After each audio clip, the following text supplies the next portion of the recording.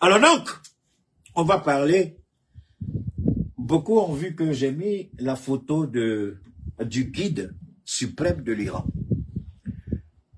Comment un pays, le partenaire stratégique de l'AES, un de nos partenaires stratégiques, bien entendu, nous en avons la Russie, la Chine, l'Iran.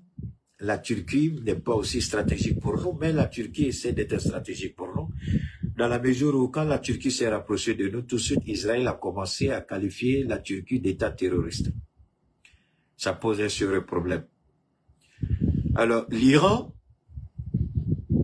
on a entendu tellement de choses de l'Iran. Vous avez vu les plateaux animés en France, les attaques. Demain, Trump va frapper. Demain, Trump va faire ceci. Trump va faire cela. Mais jusqu'à présent, l'Iran est assis popo du pot et puis attend Trump. Et comment l'Iran a gagné la première manche de la guerre sans commencer la guerre? Ça, ce n'est pas les Iraniens. Ce sont les Américains eux-mêmes qui sortent et disent qu'ils ne comprennent rien. Ils ont essayé une guerre psychologique par le déploiement massif d'à peu près 300 avions de guerre, 2 bateaux de guerre, les autres frégates, les missiles, tout. Et l'Iran est serré, imperturbable, et puis assis, fait comme il n'y a rien. Et c'est là que les gens disent, oh, Trump il paraît que Donald Trump a l'insomnie. Vous allez écouter. Bon, tout en anglais, mais je vais m'efforcer de faire la traduction en français pour vous. Et Donald Trump a l'insomnie. Il dit qu'il n'a jamais vu ça de toute sa vie. Et l'Amérique n'a jamais vécu ça. Les autres cherchent à négocier et l'Iran reste sur ses positions, sans bouger. L'Iran a le même partenaire, sinon les mêmes partenaires stratégiques que nous. 2, en l'occurrence, la Russie et la Chine. Mais on va écouter ce que Alassane Ouattara dit, ou a dit de la Russie, qui est pour nous un partenaire stratégique. Alassane Ouattara nous a bien insultés. Alors on a réfléchi, et Tchorba, qu'est-ce qu'on t'a fait? Attends, on va venir ici, ça nous permet je vais gagner un temps, hein? Je vais gagner un temps pour vous. Ce qui est intéressant, donne-moi un second. Et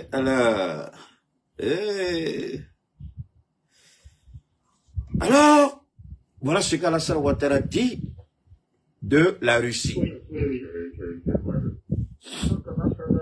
Ça va, merci vous-même. Oui, ça va bien. C'est où là? Je suis arrivé hier sur la... Ah, d'accord, on m'a fait le message, mais je ne savais pas si tu étais à Niamey ou à Abidjan. Je suis arrivé hier. Ah, ben, je suis content. C'est quelques jours ici. D'accord, on a... 200. On va écouter ce que Ouattara dit. Hein? On va écouter, non? Ouattara, faut parler, on t'écoute.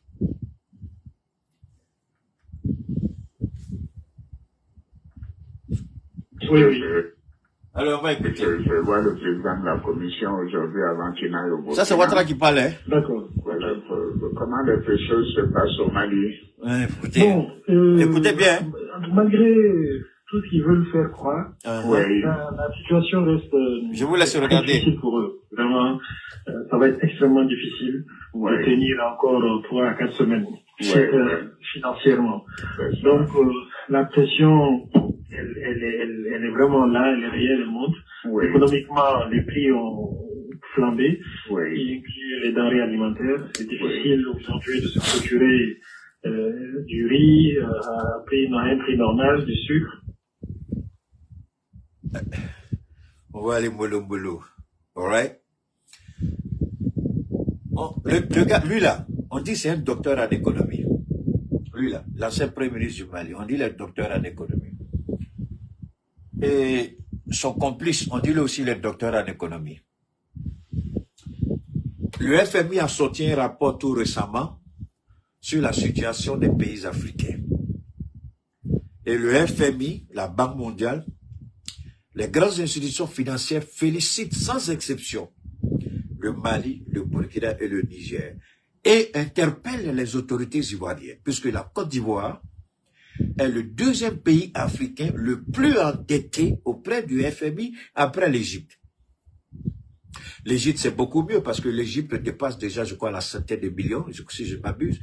Il y a des industries, donc le système de, si vous voulez, je m'inquiète pas trop pour l'Égypte parce qu'ils ont ce qu'il faut pour payer leurs dettes. Mais la Côte d'Ivoire n'a même pas ce qu'on appelle le secteur tertiaire parce que il nous parle de PIB, alors que le PIB, quand vous le calculez, vous regardez le système, il faut que vous soyez dans ce qu'on appelle un système tertiaire, alors que la Côte d'Ivoire n'est même pas dans le secondaire. La Côte d'Ivoire c'est-à-dire, elle n'arrive même pas à produire au moins la moitié de ce elle n'arrive pas à transformer autant pour moi la moitié de ce qu'elle produit. C'est quand vous rentrez dans les services que vous êtes au niveau tertiaire et là on commence à regarder votre capacité et on dit que vous êtes soit émergent, soit développé. Enfin, ça c'est eux qui ont décidé ça, hein, c'est pas bon. Alors, voilà les deux qui se disent qu'ils ont doctorat en économie. Deux anciens premiers ministres, un aujourd'hui qui est le plus grand marmailleur de l'histoire des constitutions africaines, Alassane Ouattara, et l'autre qui a vendu, tué et détruit notre pays. Il a fui, on ne sait plus dans quelle partie du monde il se trouve. Bon, c'est. Vous allez les écouter parler du Mali. Le même Mali qu'il prédisait l'a fait. Alors, Ivoirien, vous voyez, c'est ça, on n'est pas votre camarade. Moi, je pense souvent que quand vous voulez vous attaquer à quelqu'un, connaissez au moins le passé de la personne. Vous voulez vous attaquer à l'AES, I'm so glad you can do so. Mais attention, qu'est-ce que nous, on vous réserve? On n'a pas pris fusil. On n'a pas insulté. Nos ministres travaillent. Le général Abdoulaye Maïga n'est pas économiste. L'ancien premier ministre Choguel Kokala Maïga n'était pas économiste. Assimi Goïta n'est pas économiste. Capitaine Ibrahim n'est pas économiste. Le premier ministre, j'oublie le nom, l'ancien, il était au Burkina, n'était pas économiste. Celui qui est là n'est pas économiste. Au Niger, Lamine Zen est le seul qui est économiste et d'ailleurs qui travaillait quelque part d'autre. Mais Tiani n'est pas économiste. Mais regardez la performance de nos États. Est-ce que c'est le diplôme qui fait ou c'est la probité, la détermination, la volonté? Qu'est-ce qui permet à un homme d'exceller? Est-ce le diplôme ou est-ce ce que vous avez à vous en tant qu'être humain pour vous projeter? Allez-y réfléchir à ça. Les deux, ils ont des diplômes, selon eux. Boubou, je ne le connais pas trop, même si je peux douter de son diplôme. Mais Alassane Ouattara, je l'ai déjà dit, moi je peux mettre ma main sur le Coran et jurer qu'Alassane Ouattara n'a jamais eu le PhD qu'il a acheté. Jamais. La preuve, la voilà. Écoutez. Oui. Tout ce qui est ciment aussi a été affecté. Oui. Même la main-d'œuvre commence écoutez, à c'est les économistes qui parlent là, écoutez-les. Donc, je pense qu'ils ont beaucoup de pression, oui. Mais bon, ils essayent de gérer ça. Faire croire qu'il n'y a pas de problème. Voilà, c'est le contraire. Mais c'est vraiment, on voit qu'ils n'ont pas d'économistes parmi eux. Oh! Ils font comme si ça va. On voit vraiment qu'ils n'ont pas d'économistes parmi eux. Hé, Alassane Ouattara, merci. Ignamogo Fali, quand je vais finir avec toi, là, ton kojo, tu ne seras pas au Saïd. J'arrive à Alassane Ouattara, je ne suis pas pressé. Quand j'ai fini avec toi, là, tu ne seras pas où se trouve ton kojo. Donne-moi une seconde, je vais rapidement ici.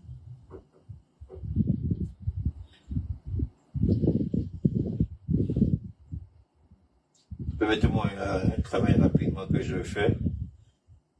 On va revenir. Je vais vous laisser continuer à écouter Alassane Ouattara. Ceux qui vont un pays, 40% sont vicieux financés par l'extérieur. Oui. Ils pourront payer le salaire 1 ou 2 mois, mais c'est tout. Après, ils pourront même payer le salaire.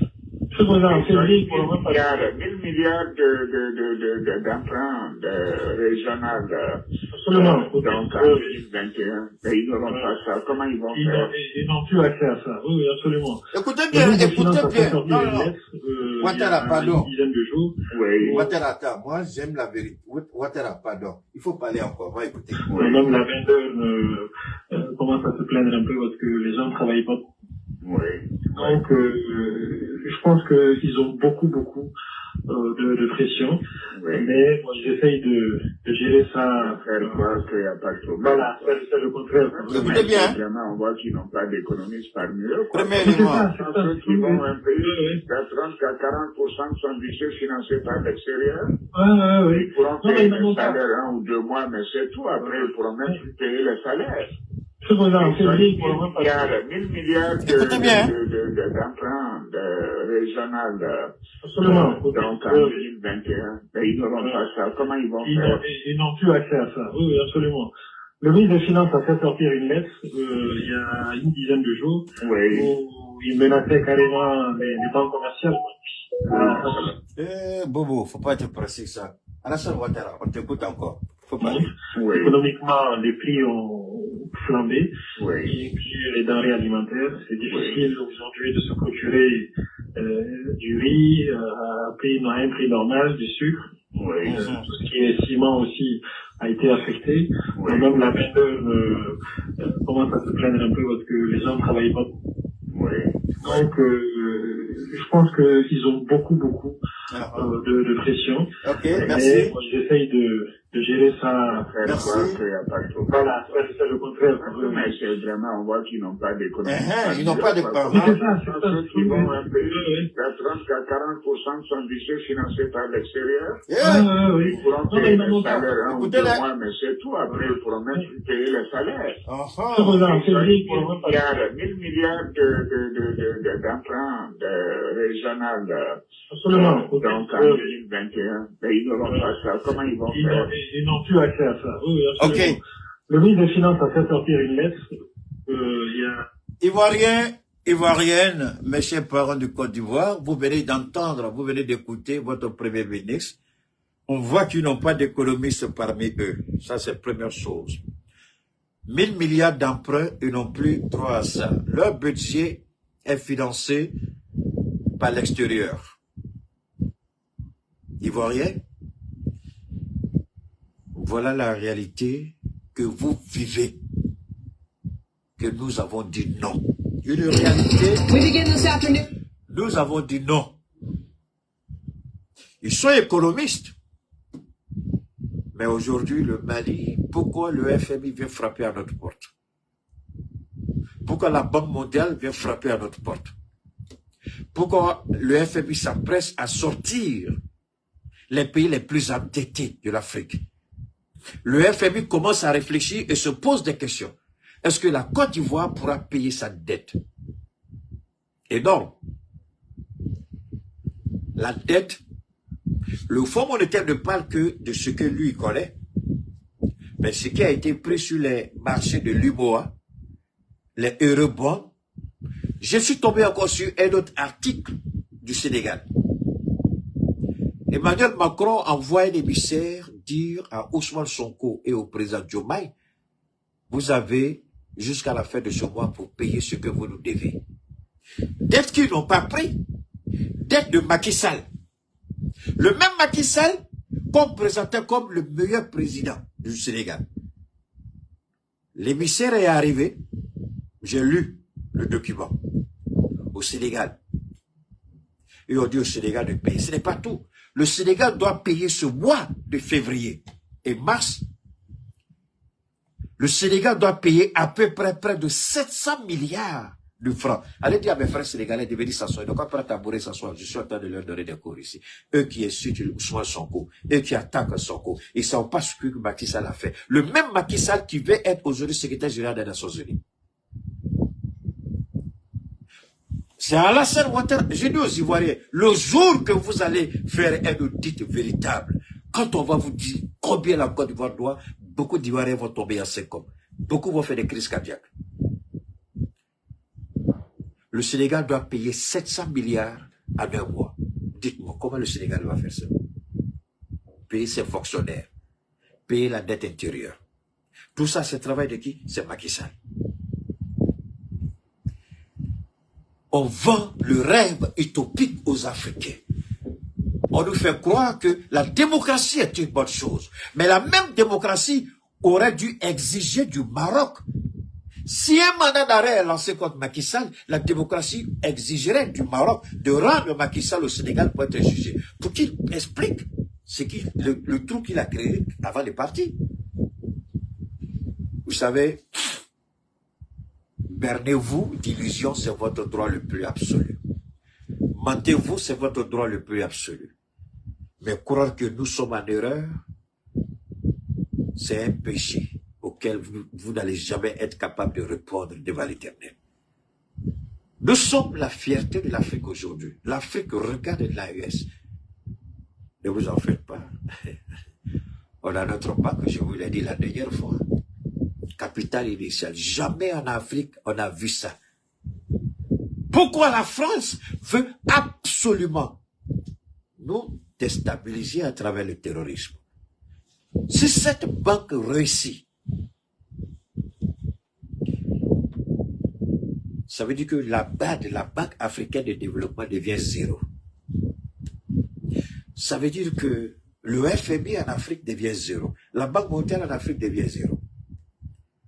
Si des pays africains sont capables de mobiliser 500 milliards, 3 pays, créer leur propre banque, l'intégrer dans le système et dans le circuit international, attention, notre banque ne sera pas soumise au système SWIFT et de dollar, parce qu'on sait que c'est un mécanisme qu'ils ont mis en place pour maintenir les pays en captivité. Donc cette banque, beaucoup se demandent comment nous allons travailler avec cette banque. Dormez tranquille, la banque est déjà connectée à la banque des BRICS.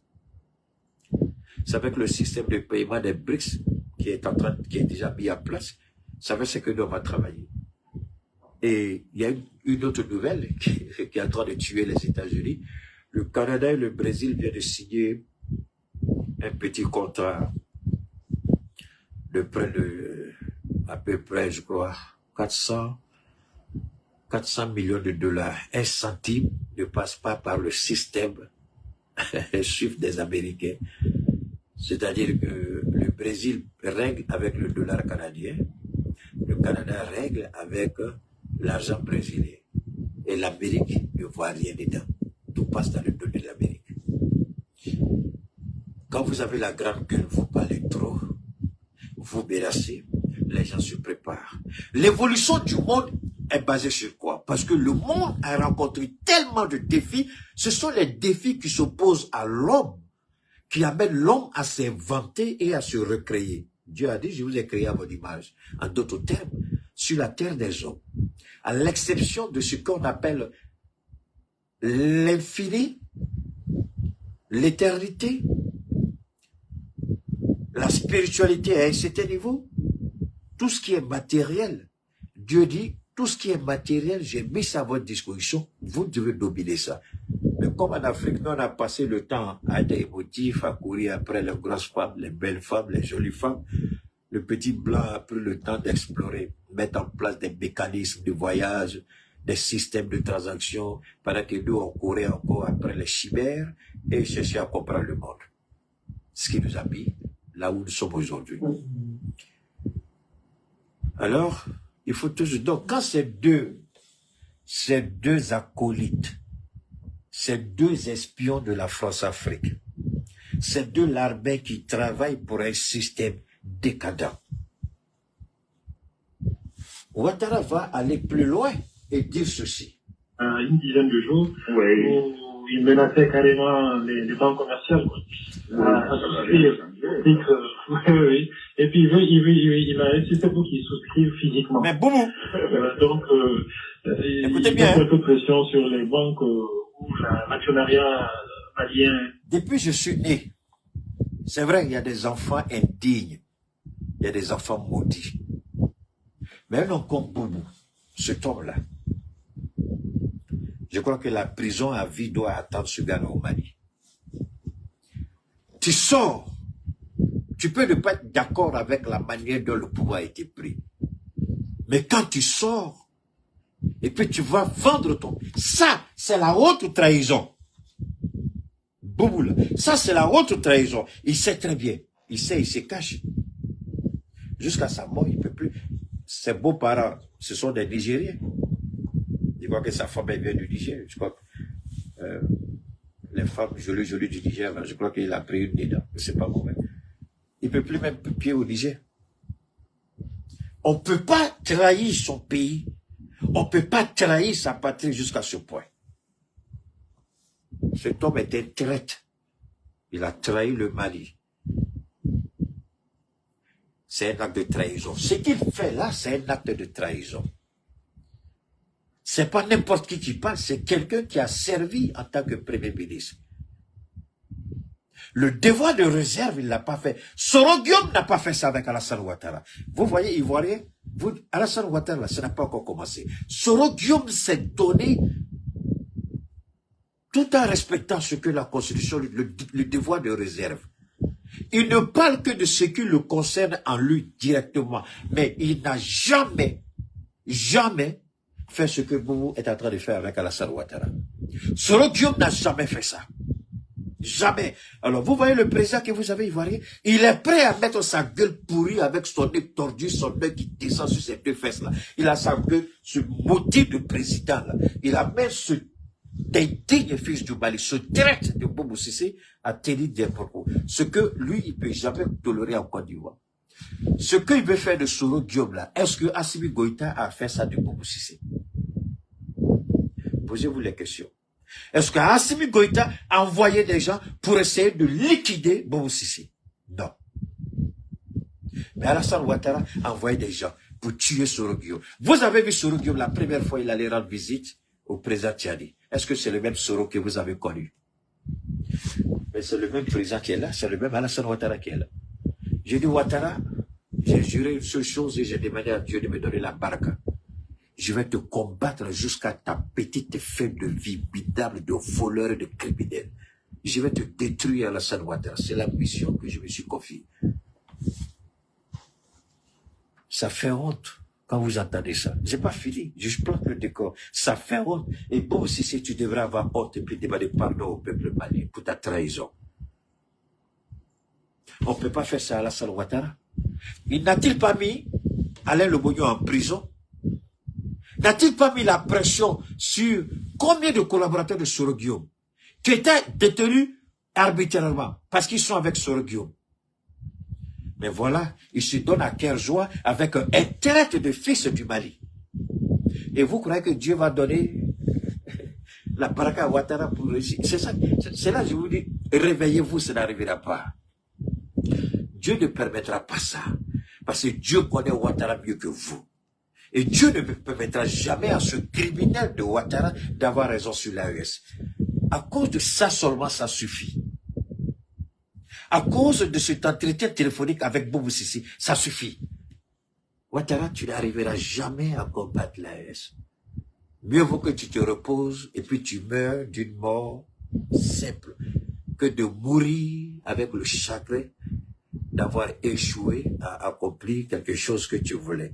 Mais comment Dieu va te donner l'AES à Alassane Ouattara? Nous, on veut voir ça. Comment Dieu va te donner l'AES à Alassane Ouattara? Il faut nous expliquer. Comment Dieu va faire ça? Écoutez ce qu'il va dire, et puis on avance. C'est important, quoi. Oui. Sur la DMS. De solidarité, Voilà, exactement. Et puis la banque de développement. Voilà. Donc, c'est terrible. C'est la seule, je pense que maintenant, Choguel a pu trouver un moyen de faire adhérer une bonne partie de la population à un combat que lui seul est en train de mener, quoi. Maintenant, c'est le combat contre la France, c'est le combat contre l'Occident. Donc, il y a un certain nombre de gens qui sont derrière eux pour ça. Mais ils commencent aujourd'hui à réaliser que économiquement et financièrement, ça ne va pas tant que ça aller. Écoutez bien. Ils sont idiots, la Russie est la 11e puissance.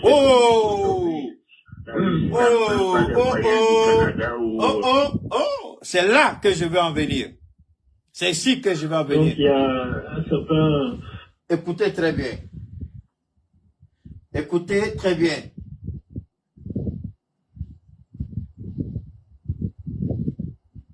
Écoutez très bien. Hein? Ok. Écoutez maintenant. Il y a des gens qui sont derrière eux pour ça. Mais ils commencent aujourd'hui à réaliser que économiquement et financièrement, écoutez bien. ça écoutez. Ils sont idiots. La Russie est la 11e puissance économique aujourd'hui. La Russie n'a même pas les moyens du Canada ou de la Corée. Vraiment, c'est pas la Russie qui... Merci Alassane Ouattara. La Russie, c'est 11e puissance. C'est pas la Corée, c'est pas le Canada. Ouattara, on a très bien compris. Ça, on a très bien compris. Mais alors, attendez, je viens ici. C'est quelqu'un qui allait aux États-Unis. C'est quelqu'un qui a étudié. C'est quelqu'un qui prétend connaître la politique. La politique, il y a plusieurs facettes de la politique. Il y a plusieurs leviers de la politique. Quand vous mélangez tout, vous vous perdez. Quand vous confondez tout, vous vous mentez à vous-même.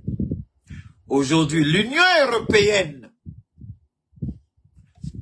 avec l'OTAN et certains alliés de l'OTAN, sans oublier les Américains, tous contre cette soi-disant 11e puissance économique mondiale, ils ont échoué. C'est pas l'OTAN, c'est toute l'Europe. L'OTAN et bien d'autres pays qui ne sont même pas membres de l'OTAN, mais qui se sont associés aux décisions de l'Union européenne. Parce que l'Union européenne a demandé à beaucoup de pays de prendre des sanctions contre la Russie. Alassane Ouattara, tu vois, quand je dis tu n'as pas pied, je dis tu as acheté, tu te fâches. Des gens-là se fâchent avec moi. Voilà la preuve qu'elle est là. Parce que si vous avez fait les études à un certain niveau, votre réflexion vous amène, même si vous savez que ceux-là sont dans la vérité et que vous avez choisi votre camp, vous avez une façon très diplomatique de cacher un peu cette vérité que vous savez qui est inévitable. Vous n'êtes pas capable, Alassane Ouattara, de prouver que ce que vous avez étudié, expliquez-nous, on dit, ah, c'est la guerre, mais attention, qui finance la guerre? Le nerf de la guerre, c'est quoi? C'est l'argent. Si la Russie n'a pas l'argent, comment elle va financer sa guerre? Mais la Russie nous a enseigné quelque chose que nous sommes en train d'appliquer. Et l'Iran l'a très bien compris. Nos ressources naturelles nous appartiennent. Toi, Alassane Ouattara, tu prétends avoir un PhD et la Côte d'Ivoire n'a que 8% sur l'or extrait en Côte d'Ivoire. Alassane Ouattara, tu es un voleur, tu es un assassin, tu es un criminel. Et les Ivoiriens sont assis comme des idiots et voir quelqu'un en train de piller et voler leur or, leur sous-sol. Quel contrat énergétique Ouattara as-tu signé? 10%. Est-ce que c'est 10% qui a fait développer l'Arabie Saoudite? Non. Est-ce que c'est 10% qui a fait développer le Koweït? Non. Est-ce que c'est 10% qui a fait développer le Qatar? Non. Est-ce que c'est 10% qui habite Dubaï ou est Dubaï aujourd'hui? Non. Est-ce que c'est 10%? 10%. Mais pourquoi lui qui a étudié l'économie ne peut pas comprendre? Et il est encore dans le système de 10%. C'est lui qui va nous dire qu'il connaît la politique mieux que nous, l'économie mieux que nous. Je vous laisse aller réfléchir. Nos présidents n'ont pas 10%. Non. Le minimum, c'est 35% et nous avons une prise de participation dans l'entreprise. C'est énorme et c'est beaucoup. Il a fallu que des militaires arrivent pour dire que l'uranium du Niger ne sera plus vendu à un vil prix. D'ailleurs, je voudrais remercier un ami qui m'a envoyé quelque chose que je vais partager avec vous. Nous sommes toujours en Iran. L'Iran n'a pas tiré un seul coup de fusil et l'Iran a humilié Donald Trump. J'arrive, j'ai pas fini. Je vais vous faire écouter ça d'abord. Je voudrais remercier mon ami. Et puis, rapidement, je vais revenir ici parce que pour moi, c'est important. Donne-moi une seconde. Je vais voir s'il est ici. Donne-moi une seconde. Je vais voir. Alors, j'arrive. Je vais voir ça. Permettez-moi une seconde. Rapidement, je reviens. Bachili, tu vois où là? Mais Bachili, attends, j'arrive. Il m'a envoyé quelque chose que je vais vous faire écouter. Et j'espère que vous allez... Voilà, j'espère que vous allez apprécier ça, d'accord? Pour moi, c'est important. C'est important. Écoutons et puis on n'a qu'à voir ce que c'est. Alors, allons-y. On écoute. On va écouter, hein.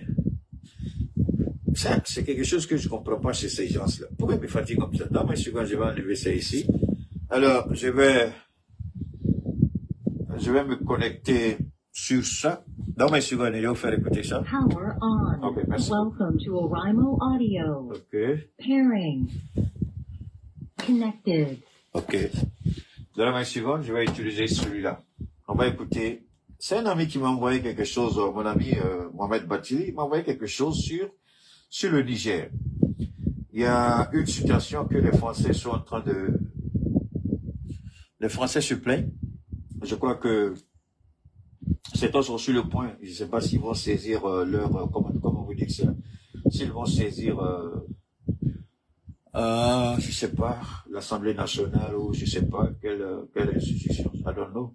Permettez-moi de revenir. Je crois que le truc doit être ici. Voilà, il est là. Bon, on va écouter. Ok, on va écouter. Présence militaire française qui vise On va revenir en arrière. Ok. l'armée française au Bénin.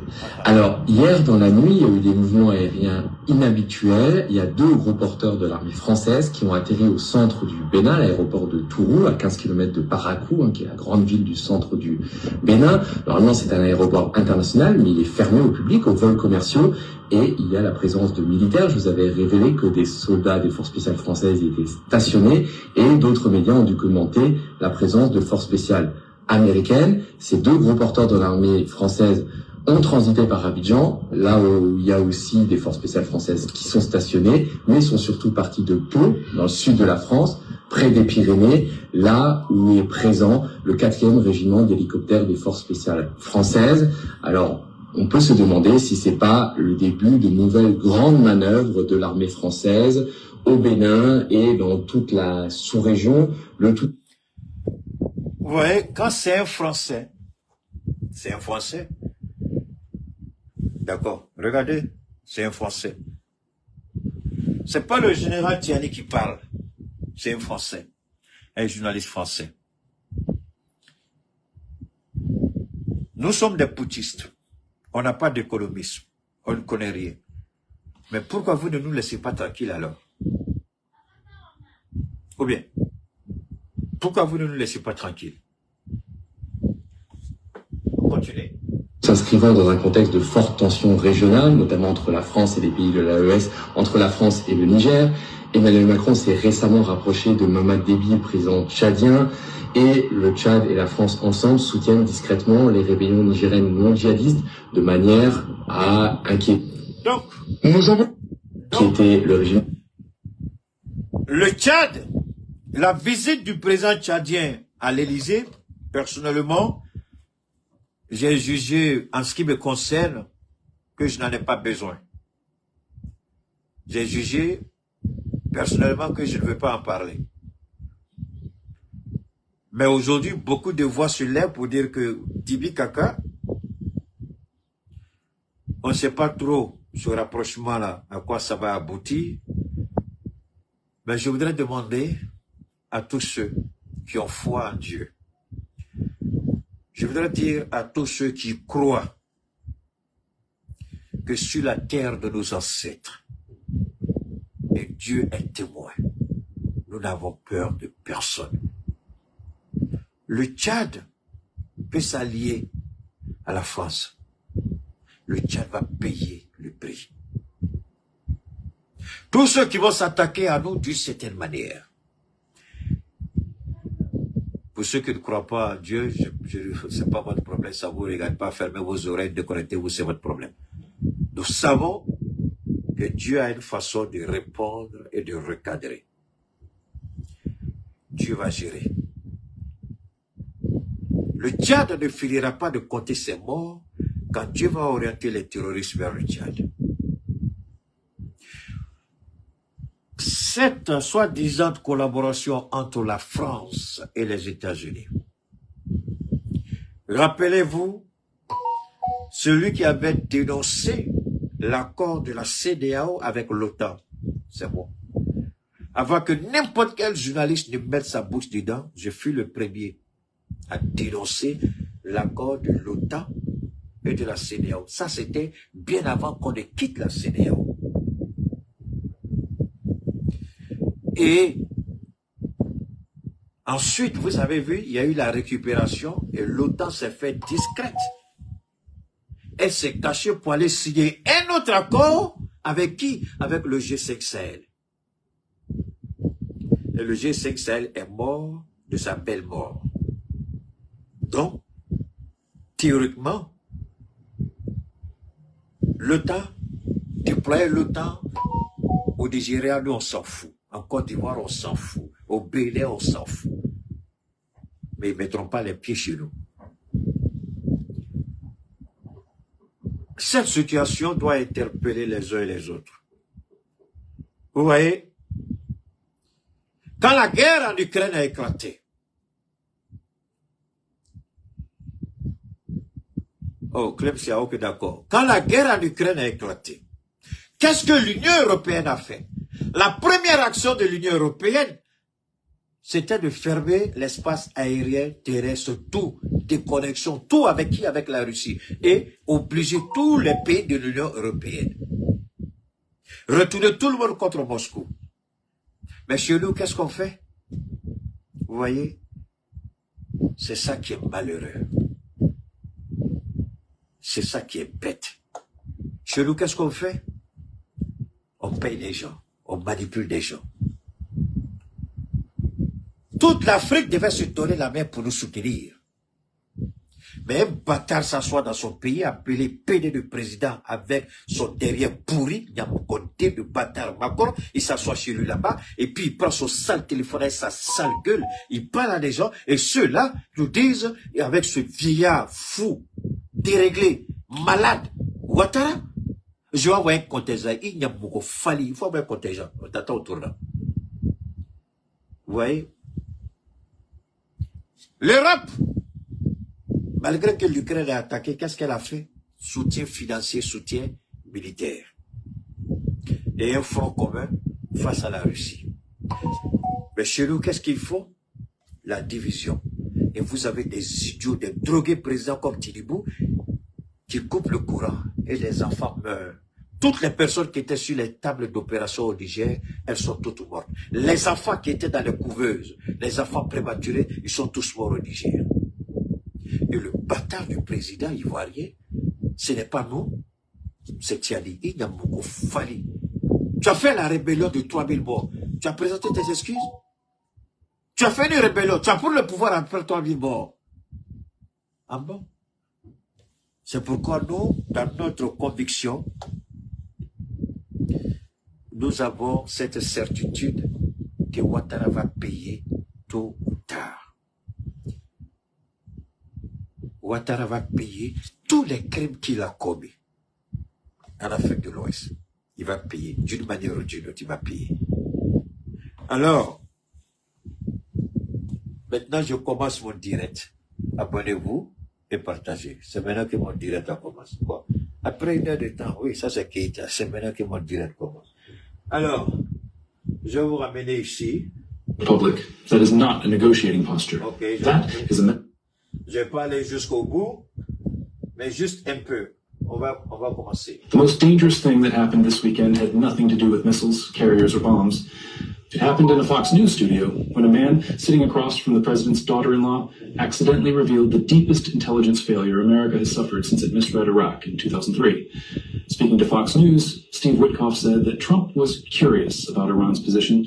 I don't want to use the word frustrated, because he understands he's got plenty of alternatives. But he's curious as to why they haven't, I don't want to use the word capitulated, but why they have... Quand Donald Trump a déployé, j'ai compris, surtout, j'ai compris. Alors, vous voyez, aux États-Unis, quand Trump a appelé ses chefs et ses conseillers militaires, c'était pour lui faire une proposition. Et je vais revenir comme je fais le direct sous le, tu prends le numéro après. Donc, ils ont fait des propositions. Mais la proposition qui a été faite à Donald Trump, il y avait un risque dedans. La proposition que le conseiller militaire du Pentagone et du ministre de la guerre, parce qu'il a changé, ce n'est plus le secrétaire de la défense, c'est devenu le secrétaire de la guerre. C'est-à-dire, chez eux là-bas, les ministres, on les appelle les secrétaires, d'accord? Donc, le ministre de la guerre et ses conseillers, Trump a demandé le plan le plus robuste. Mais le plan avait un défaut. Le plan avait un problème.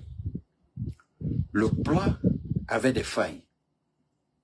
Ils ont dit à Trump, le plan qu'on te propose, il y a un sérieux problème avec. Le plan, c'est pour envoyer le maximum de pression psychologique sur les dirigeants iraniens pour les obliger à venir à la table de la négociation. Mais si la pression psychologique ne marche pas et que tu veux aller à l'affrontement, on sera perdant. Il dit pourquoi? Parce qu'un seul missile hypersonique iranien qui va faire couler un porte-avions de 20 milliards de dollars, Trump, c'est fini pourtant politiquement. Ta destitution, les gens vont l'exiger. Donc Trump, bête qu'il est, il accepte le deal et il met le maximum de pression. C'est pourquoi vous avez vu, pendant qu'il parle de négociation, il dit « Everything is on the table ». Assis là, avec tous, avec options, blablabla, blablabla. Il envoie deuxième porte, le plus gros, il envoie. Celui, je crois, lui, il fait à peu près 40 milliards de dollars, il est plus chose que Gerald Ford. Il y a Abraham Lincoln et puis Gerald Ford, je crois. C'est Abraham Lincoln qui l'envoie le premier après Gerald Ford. Donc, Trump, il joue la pression psychologique.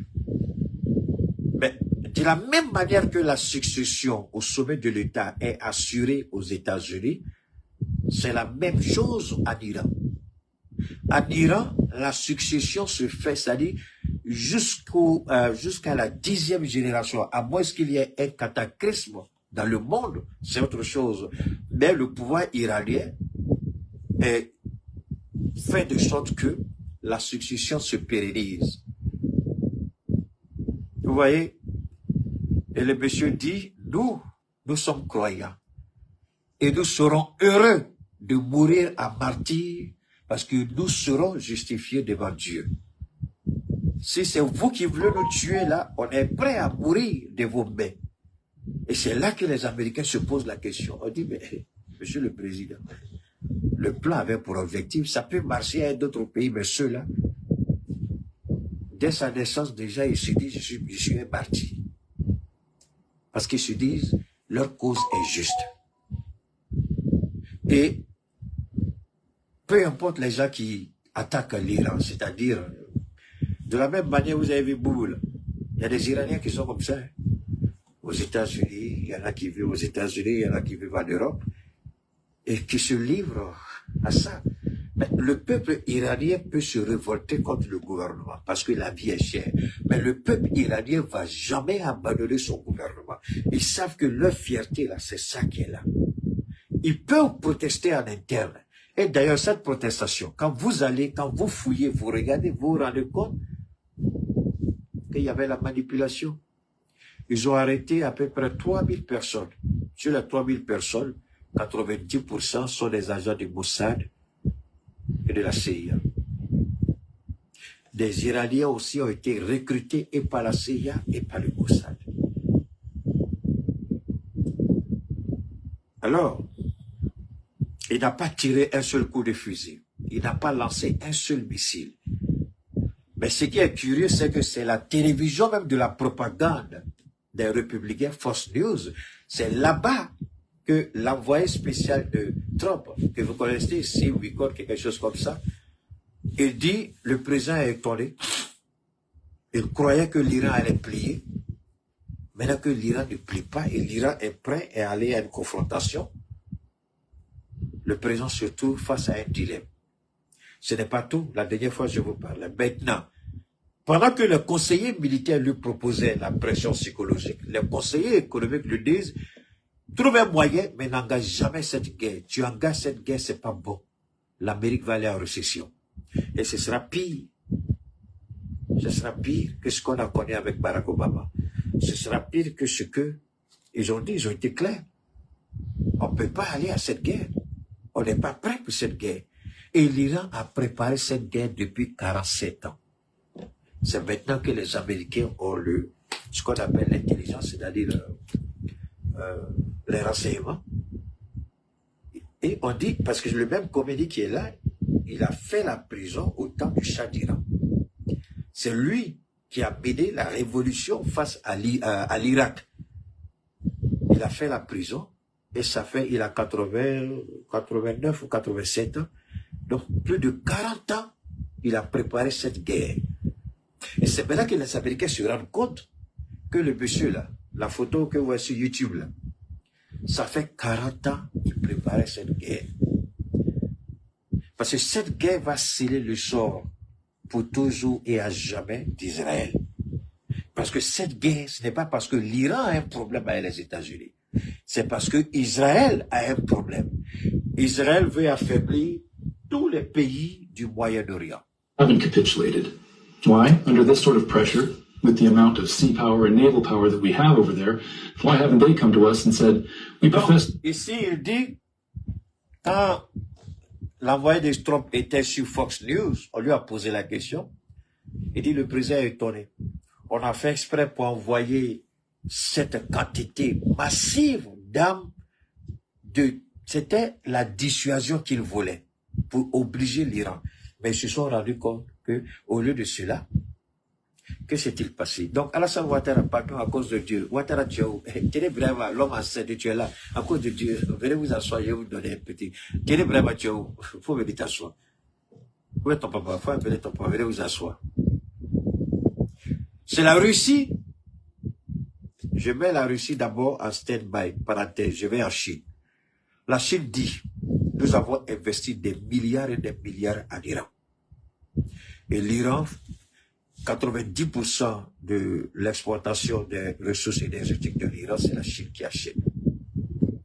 Et la Chine n'est pas prête à regarder l'Amérique mettre en péril ses investissements. Et la Chine a dit non, on ne va pas accepter. On ne peut pas accepter. L'Iran était là, c'est vrai, on a des investissements en Iran. Donc, que fait la Chine? Il y a des investissements, enfin, il y a du pétrole iranien que la Chine a reçu. Et le deal, c'était sur une certaine période, sur un certain nombre d'années. Chaque année, l'Iran aura besoin, par exemple, de tel ou tel radar, tel ou tel avion de combat, tel ou tel satellite. Donc, ils avaient planifié ça comme ça. Et cette guerre a tout chamboulé.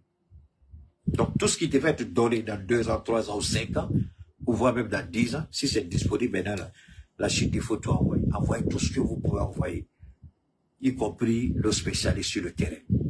Et ils arrivent, avant même que cette logistique même ne soit déployée sur le terrain, Xi Jinping a demandé, le renseignement chinois, qui a des milliers de satellites, qu'ils ont mis sous le couvert de satellites commerciaux. Alors ils ont commencé, vous avez vu, il y a des images qui ont commencé à être divulguées. Les positions des F-35, des systèmes de défense, des porte-avions, aussi bien en Jordanie que dans d'autres pays dans le Golfe. Donc, la Chine fait exprès et divulgue ces images et les Américains sont choqués. Et les Américains, d'abord, dans un premier temps, le Congrès dit à Trump, attention à ce que tu veux faire. Si c'est une frappe, 2 frappes, 3 frappes, il n'y a pas de choses, on est d'accord. Mais si c'est une campagne militaire, parce que c'est totalement différent. Frapper 1 ou 2, envoyer 2, 3 missiles ou 20 missiles en un coup, oui. Mais si vous voulez faire une campagne, ça veut dire quoi? Une campagne, ça veut dire que ça prend des mois, voire des années. Et l'Amérique n'a pas l'économie actuellement pour soutenir une guerre. Pourquoi? Quand l'Amérique était en guerre en Irak, c'est là que ça devient intéressant. Je vois 1 million de partages, je vous en prie, puis abonnez-vous. Je vous donne là, ou quelque part, les gens, ils ne vous donnent pas tout. Je vous donne tout parce que je ne sais pas faire la rétention. Pendant la guerre d'Irak, l'Amérique n'avait pas l'argent. Quand Bush, le fils, voulait laver la fraude du père avec le soutien d'Israël, il décide de lancer une opération avec le soutien aussi de l'Angleterre. À l'époque, la France a refusé. Donc, pour faire cette guerre, Bush, le fils, avait besoin d'argent. Il n'y avait pas d'argent. Donc, ils ont émis les bons du trésor américain. Qui a acheté ces bons à cette époque-là? C'est la Chine.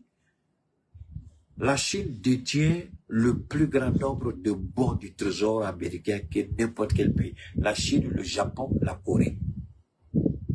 Donc, pendant que c'est les Chinois qui ont financé cette guerre des États-Unis face à l'Irak, l'Amérique n'avait pas les moyens. Et beaucoup de gens ne comprennent pas ça.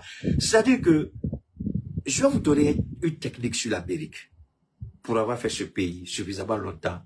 Et Dieu merci, j'étais dans un cercle beaucoup, le monde des finances, j'étais avec ces gens-là à Hollywood, je travaillais pour eux, je voyais la plupart de tous les milliardaires, chanteurs, artistes, acteurs, je voyais pratiquement tout le monde. L'Amérique, la première leçon que j'ai apprise par mon patron, il m'a dit que l'argent n'aime pas le bruit. L'argent n'aime pas le bruit. Et ça veut tout dire. L'argent n'aime pas le bruit. Ça veut dire, là où il y a pas là, l'argent ne va pas là-bas. C'est pourquoi, regardez bien même chez nous en Afrique, les maisons où toujours il y a pas là matin, midi, soir, là, c'est les gens qui ont tous les problèmes du monde. Mais les maisons, c'est ça, c'est pas Keïta, allez-y dans les quartiers chics, non? Les quartiers où c'est joli, les gens sont, allez-y regardez, il n'y a pas là, mais quand les enfants la même chose, vous disent, toi t'as quitté où là, tu viens de où? L'argent n'aime pas le bruit. Et l'Africain qui a émotion aime le bruit. C'est pourquoi l'argent nous fuit souvent. Donc, conseil, arrêtez de faire des palabres inutiles chez vous à la maison. Ça va vous aller. Mais, madame, tu as un gros cœur, sinon ton mari, là, il va continuer à prendre crédit jusqu'à sa mort, parce que à cause de toi, l'argent ne va pas venir à la maison parce que tu fais trop palabres. Donc, ça ne veut pas dire que les gens ne font pas palabres. Alors, donc c'est la Chine qui payait et qui a financé en grande partie la guerre en Irak en achetant les bons du trésor américain. Mais aujourd'hui, le problème a changé. Personne ne veut les bons du trésor américain parce que Donald Trump est un président instable. Il est versatile, on ne le comprend pas. Pour la simple raison, je reviens encore en arrière. Les décisions qu'il avait prises là, les tarifs douaniers, la Cour suprême, je crois que c'était le jeudi ou mercredi, la Cour suprême a fait ce qu'on appelle le ruling, c'est prononcé, et la Cour suprême dit que toutes les décisions que Trump a prises, où il se vantait, il montait, la Cour suprême a tout annulé, tout. Et même l'argent que les gens ont déjà payé, là, on demande de restituer l'argent des gens. 24 heures après, Trump sort, il impose encore, il utilise une autre stratégie, et puis il impose sur certains pays. Mais cette fois-ci, il ne peut plus imposer à tout le monde, mais il impose sur certains pays. Donc quand les gens regardent, l'Amérique n'est plus un partenaire fiable. Donc les gens ne veulent plus du bon du trésor américain. Mais ils ont besoin de cet argent pour faire cette guerre, s'ils veulent faire cette guerre. Parce que cette guerre, contrairement à ce qu'ils veulent faire croire, ça ne sera pas une guerre d'un jour, de 2 jours. Même si l'Iran ne peut pas, pour le moment, même si l'Iran a la capacité de faire, et que très peu de missiles pourront atteindre le territoire américain, mais Israël est à portée de main. Israël sera frappé. Alors il faut faire les calculs. Regardez la guerre de 12 jours. Pour des drones de $1000, $2000, l'Amérique utilisait des missiles de 2 millions de francs, de 2 millions de dollars. Écoutez très bien. Pour abattre un missile de $2000, de 1 million de francs CFA, ils utilisent un drone, un missile, non, surtout les drones, ils envoient beaucoup. Pour un drone de $2000, souvent même moins de $2000, ils utilisent un missile de 3 millions de dollars, un missile de 6 millions de dollars. Parce que les missiles sont largués à partir de leur porte-avions, à partir de la mer. Et à partir de leur position en Jordanie. Israël, c'était la même chose. Israël a pratiquement épuisé tout le stock de missiles intercepteurs qu'ils avaient. Alors que les missiles intercepteurs, le minimum était à combien? Le minimum était à 2-3 millions de dollars. Pour un drone qui ne vaut même pas, un drone d'1 million de francs CFA, toi tu vas l'abattre avec, attends, calculer, ça fait 150 millions, attendez, tu vas abattre un drone, je cache le prix, à moins 100 millions de francs CFA. Pour un drone de 1 million de francs CFA, tu utilises un missile de 100 millions. Pendant combien de jours tu vas tenir ça? Pendant combien de temps tu vas tenir ça? Donc, c'est une guerre qui est perdue d'avant. Ah, ils se rendent compte que l'Iran a non seulement des milliers de drones, des milliers de missiles balistiques, des milliers de missiles hypersoniques.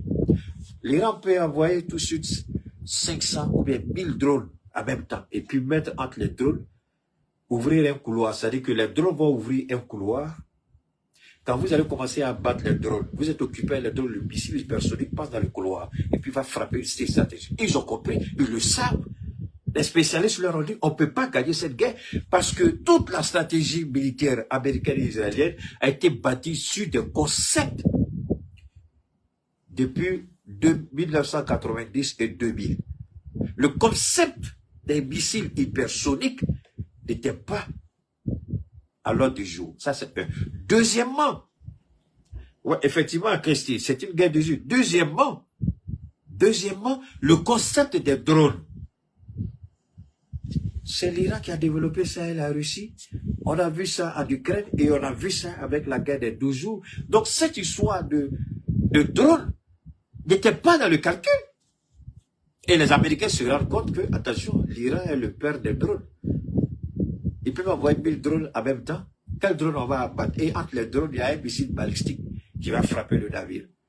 On lui a dit, Monsieur Trump, si c'est vous dans l'histoire des États-Unis, si c'est par vous qu'un navire de guerre sera coulé, c'est pas joli. Et le Congrès va demander votre destitution. Et ça, aujourd'hui, c'est ce qui se passe. Les républicains, aussi bien que les démocrates, ils sont tous. Ils disent, Trump, tu peux pas faire cette guerre sans notre aval. Tu vas faire cette guerre, un navire coule, on va te destituer. Vous voyez un peu, l'Iran n'a pas tiré un coup de fusil. Mais l'Iran est respecté. Alassane Ouattara, tu as dit que la Russie est la 11e puissance. Mais aujourd'hui, c'est la Russie qui arme l'Iran. Le Su-57, qui est le cauchemar de l'OTAN. Le missile Oreshnik, c'est ça? C'est le cauchemar des Américains. Il n'y a aucun système au monde qui peut intercepter Oreshnik. Il n'y a aucun avion, même pas les Américains, qui peut égaler avec le Su-57. Même pas le B-Spirit, le B-2 Spirit. Encore moins les F-35. Et aujourd'hui, la Chine, puisque l'Iran n'achète pas avec l'argent. Alassane Ouattara, comme tu es économiste, je ne sais pas si on t'a appris ça dans ton école d'économiste, mais nous, c'est comme ça que nous on comprend. Alors, la Russie, non, la Chine, l'Iran ne donne pas l'argent à la Chine. L'Iran dit, moi j'ai tellement de pétrole, je ne sais pas ce que je vais faire avec. Il y en a que je vends, mais la Chine dit, c'est facile, tu as besoin de quoi? L'Iran dit, moi j'ai besoin d'armes, tu connais ma situation à Israël, les États-Unis. La Chine dit, c'est trop petit, c'est pas un problème, donc on fait un contrat. Tu nous fournis à ressources énergétiques, nous on verse les armes sur toi. Et c'est ce à quoi on a assisté. Non seulement l'Amérique, la guerre psychologique en Iran a échoué, mieux, les satellites espions américains ont dit que, attention, les dernières 48 heures, quand j'écoutais ça hier, il y a eu 10 gros porteurs qui se sont, et ça depuis les menaces des États-Unis ont commencé, la Chine a déversé une quantité d'armes que personne au monde ne peut quantifier. Personne. Personne. La Russie, c'est la même chose. La Russie a envoyé des armes qui dépassent. Il y a des armes que la Russie n'était pas prête à vendre. Elle voulait attendre un peu. Vous savez, quand vous avez la technologie militaire et que vous mettez au point une arme stratégique, selon l'accord qu'ils ont entre eux, il y a des armes que vous ne vendez pas à certains pays. Et la Russie et la Chine ont compris que ceux qui ont mis en place ce protocole d'accord entre eux ne les respectent pas. Ils ont déployé des missiles nucléaires aux portes de la Russie, alors que dans les clauses qu'ils ont, ça ne doit pas être fait. Et la Russie s'est dit, elle n'est plus tenue désormais à honorer quoi que ce soit. Elle aussi, elle va donner. Et c'est ça qui tue, parce que Trump ne peut plus dire pourquoi Poutine fait ça. Vu que eux, ils ont armé l'Ukraine face à Poutine. Donc Poutine aussi et c'est le retour du bâton. C'est le retour du karma. C'est pourquoi je dis à Ouattara, il faut t'asseoir parce que le retour du karma va arriver. Ça, c'est le retour des États-Unis. Ça, c'est le karma américain qui est là. Mais le karma ivoirien va venir. Ce que tu fais dans l'homme là, forcément tu vas payer tôt ou tard. Ouattara, il m'a dit ça, ça, c'est, non, on dit qu'il t'a pendant 5 ans, il ne faut plus parler. Il dit encore, Ouattara, tu vas payer. Donc les Américains aujourd'hui sont face à la réalité. Et tous ceux qui ont la grande gueule en Europe, qui parlent plop, tout le monde s'est tué. Parce que ce qu'il dit ici, ça s'est passé hier aux États-Unis. L'envoyé spécial de Trump, assis à la télévision de la propagande de Trump, Fox News, et dit qu'on avait misé sur quoi? Sur l'effet de la dissuasion, sur la pression psychologique. Mais avec l'Iran, ça n'a pas marché. Donc, c'est une première victoire de l'Iran face à la pression américaine. Alors, si l'Iran peut arriver à tenir, l'Iran qui est à la porte même des États-Unis, a leur gros bateau, mais nous on est ici en Afrique. Est-ce que nous on aura peur? Parce que on regarde aussi, nous on est assis, on est intéressé, on regarde ce qui se passe là-bas. Donc quand vous voyez les Français, comme l'a dit tout à l'heure le journaliste là, se déployer un peu partout, mais ils oublient une chose, nous sommes de très bons élèves de la Chine et de la Russie. On peut ne pas avoir la liquidité sur le champ, mais Dieu nous a bénis avec des ressources naturelles inépuisables. On peut faire la même chose que l'Iran. On donne les ressources naturelles et puis on verse les armes chez nous. Pour le moment, ce n'est pas le cas. Toutes les armes que vous voyez, attention, tout est payé sur fonds propres. Pour le moment, comme ce que les gens veulent faire croire qu'on donne, on a donné bit d'or ici, on a donné bit d'uranium là-bas, tout est faux, tout est payé sur budget propre et tout est vérifiable. Tous les achats que nous avons faits, nos différentes législations le savent et sont bien informés. Pour le moment, on n'a pas encore à ce niveau. Tout ce qu'on paye, c'est fonds propres. Ce n'est pas mine par-ci, mine par-là. Ça peut arriver. Si on a besoin d'armes stratégiques et que c'est urgent, on signe le contrat, c'est pour nous, non? C'est pas pour quelqu'un. On signe et puis ils viennent, ils nous livrent et puis on leur donne ce qu'ils veulent. Puisque nous, on va pas manger. Dans tous les cas, on va vendre. C'est la même chose, c'est le troc. Eh, attendez. Avant, c'était pas le troc. Hein? C'était le troc, non? Tu viens avec un mouton. Avant, c'était ça. Même dans certains pays, ça existe toujours. Même quand tu es marié femme. Voilà. Ça donne à réfléchir, ma chérie Christ. C'est tout à fait normal. C'est honnête. Tu es marié femme, on te dit, il faut envoyer 2 bouteilles de whisky, il faut envoyer 2 bouteilles de vin, il faut envoyer chèvre, il faut envoyer mouton, il faut envoyer bœuf. Ça existe aujourd'hui. Le système de troc, il y a des gens qui ne prennent pas l'argent. Ils disent, nous, notre coutume, là, tu envoies 2 bœufs, c'est fini. On te donne notre fille. Les autres vont dire, tu envoies whisky, tu te donnes notre fille. Les autres vont dire, tu envoies de l'or, on te donne notre fille. Donc, le système, ça a toujours existé. L'Iran n'a rien inventé, la Chine n'a rien inventé. Et nous sommes prêts à faire la même chose. Si on a besoin d'armes stratégiques et que des idiots croient qu'on ne peut pas les avoir, rapidement on signe un contrat et puis on prend ces armes stratégiques là, on les pointe là où il faut les pointer. Je l'ai dit une fois, je le répète aujourd'hui. Si Talon ou Ouattara pensent que s'allier avec la France pour vouloir déstabiliser l'AES et que ce ne sera pas puni, il se trompe. Le général Thiali a dit, on vous a entendu aboyer. Mesdames, vous allez nous entendre rugir. Ça veut dire ce que ça veut dire. Et j'ai dit une fois qu'on a verrouillé les palais présidentiels ivoiriens et béninois.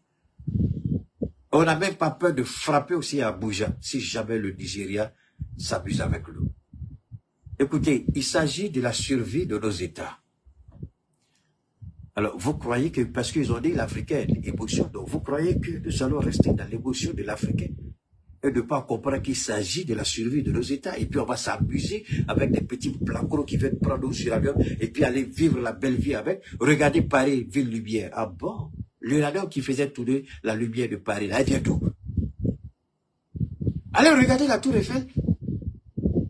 Sortez de mon direct, regardez la tour Eiffel, allumez, regardez. Vous croyez que l'électricité, ça vient d'où? Ça vient du Niger. Alors, pourquoi quand on dit non, mais ils ont dit, Soit on vient par la négociation, soit on va venir par les armes. Mais nous, on a compris, c'est pas tomber dans les oreilles des sourds. On a bien compris. C'est pourquoi on est en train de s'armer massivement pour attendre ce jour, parce que tout Français qui va rentrer chez nous, c'est ton cadavre là qui va partir. Si encore on arrive à retrouver tes morceaux, tes restes dans le sable. Parce que quand on va voir un missile là-bas, en même temps, ce sera ta tombe, il n'y a pas moyen de te récupérer dedans. Vous croyez que nous on s'amuse là? Non. Non, on va pas. Merci beaucoup à toi, Zongo, merci infiniment. On va pas s'amuser avec ça. Attention, c'est notre survie.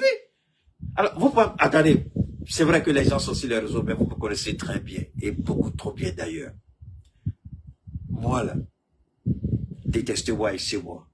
Mais ce que je dis, ça va rester dans les annales. Mais ce que je dis, moi, peut-être que 200 ans, 300 ans après, peut-être qu'il y a un professeur qui viendra enseigner la théorie que je développe aujourd'hui. Quelqu'un certainement va récupérer ces jours, commencer à travailler sur ça et puis enseigner dans les universités. Ça peut arriver. Parce que nous, on n'est pas là pour faire plaisir à quelqu'un. 10 minutes, 5 minutes, et puis c'est fini, parce que c'est ce que les gens demandent. Voilà, je fais 3 heures de temps, tu n'es pas content, mon ami, c'est pas pendant. Il faut arrêter là où ton forfait s'arrête, il faut arrêter là. Après, tu apprends et puis tu as continué. Parce que c'est propre. On n'a pas besoin de choses. Alors, ceci dit, on va continuer, j'ai pas fini. Donc, voilà, l'envoyé de Trump dit publiquement aux Américains, les conseillers militaires ont joué sur quoi? Sur la pression psychologique, la dissuasion, par la présence massive de nos capacités militaires aux portes de l'Iran. Et l'Iran dit quoi? C'est petit. On peut faire couler vos bateaux. On a ce qu'il faut pour faire couler ces porte-avions. On a ce qu'il faut, pour faire disparaître Israël de la carte. Pourquoi Benjamin Netanyahu, qui aime faire le conseil militaire, le conseil de guerre, ces temps-ci, il ne peut même pas sortir. À peine il sort, il court, il va se cacher dans son bunker. Parce qu'il a peur, et l'Iran a prévenu. Une petite erreur, on va frapper. Et l'Iran se fait prier. Aujourd'hui, l'Iran prie les Américains pour commencer cette guerre. Je répète, l'Iran prie les Américains. Alors, vous connaissez comment Israël est mal élevé. Comment Israël est un idiot. Comment Israël est maudit par Dieu. Et attendez, ne croyez pas, ils vont me dire, parce qu'il est musulman, il attaque Israël. Attention, vous mélangez tout. Même le prince héritier d'Arabie Saoudite, là, moi j'ai dit qu'il est maudit. J'ai dit ça il y a longtemps. Pourquoi? Il a commencé une guerre au Yémen et puis il a échoué la guerre. Avec la puissance de feu qu'il avait, il n'aurait pas dû perdre cette guerre. Parce qu'il a fait cette guerre, non pas parce que c'était la volonté de Dieu, parce qu'il voulait montrer qu'il a la force et la puissance. Il a échoué. Je l'ai dit. Je dis la même chose pour Israël. Le prince héritier, il a fait tuer quelqu'un en Turquie. Un musulman ne fait pas ça. Il est en train de construire une ville et aujourd'hui il dit qu'il est en train de construire une ville en Arabie Saoudite où, parce que ça a été démontré que les milliardaires saoudiens, ils achètent les yachts là que vous connaissez, les bateaux de plaisance, les jets privés, et puis ils vont à l'extérieur dépenser beaucoup d'argent, des millions de dollars, des millions d'euros, juste en un week-end. Il dit, mais c'est beaucoup d'argent, pourquoi ils envoient l'argent au dehors? Donc, il va créer, et il a même permis, à la Mecque aujourd'hui, hein, attention, les gens ne savent pas beaucoup de choses. Hein. Je ne dis pas que les musulmans de la Mecque sont d'accord, mais il a dit qu'il faut permettre à ceux qui veulent faire ça, même s'ils sont musulmans, parce que beaucoup contestent le fait qu'on dise que le musulman ne doit pas boire. Donc, il a permis que l'alcool soit vendu désormais, mais ce sera de façon discrète. Tu achètes ton alcool, tu vas chez toi à la maison avec. Tu vas boire. Il n'y aura pas comme en Europe où les gens vont s'exhiber avec l'alcool dans les rues, tout ça. Donc, il est en train de construire aussi une ville où il y aura les boîtes de nuit, où il y aura les filles de plaisance. En tout cas, ceux qui veulent vraiment se pavaner peuvent aller là-bas. Parce qu'il s'est dit quoi? On ne peut pas continuer à miser sur le pétrole. On a besoin d'avoir cet argent. Beaucoup de gens parlent de religion, ils ne savent pas trop, mais cet homme-là aujourd'hui, c'est lui qui est en train de faire. Est-ce que quelqu'un pourrait faire savoir dans l'Arabie Saoudite? Mais si, il y a des boîtes privées aujourd'hui où les milliardaires ne vont que là-bas. C'est pas tout le monde. C'est VIP, tu vas pas. Et puis, tu vas, on ne te connaît pas, tu rentres pas. C'est un club privé où ceux qui vont là-bas, ils sont connus. En Arabie Saoudite, je le dis très bien. Aujourd'hui, l'alcool est vendu en Arabie Saoudite, mais de façon discrète. Voilà. Parce qu'ils se sont rendus compte que les gens font entrer discrètement l'alcool et beaucoup d'argent rentre dedans. Et puis ils sortent, ils vont s'amuser au dehors, beaucoup d'argent. Donc lui, il a dit quoi? Il faut faire tout pour que l'argent reste en Arabie Saoudite. Et c'est sur ça qu'il est en train de travailler. Il dit, celui qui veut boire, il n'a qu'à boire, c'est son problème avec Dieu. Mais il ne le fera pas de façon publique. On va mettre des garde-fous, on va permettre aux hommes, ceux qui veulent se pavader, qu'ils aillent se pavader, c'est leur problème avec Dieu. Mais on va plus faire ça. Donc aujourd'hui en Arabie Saoudite, je suis désolé de le dire, s'il y a des musulmans qui sont fâchés, c'est pas le problème, je m'en fous. Je ne fais que dire la vérité et Dieu sait que je dis la vérité. Ça s'arrête là. Alors donc, je continue. Ici, devant les Américains, l'échec de Trump, première défaite. Et ça, c'est un mauvais message. Ce n'est pas tout. Il y a le crash boursier. Le crash boursier, la fermeture du détroit ou du canal iranien, les répercussions économiques. Aujourd'hui, Trump est face à une réalité. La pression qu'il voulait mettre sur l'Iran se retourne contre lui-même. Ça, c'est un. Et deuxièmement, ce qui est un peu malheureux, il pense qu'il a la carte, jusqu'au point où il va donner un délai de 10 jours. L'Iran dit, 10 jours c'est petit. Il faut donner un délai de 1000 ans. On va discuter sur une seule chose.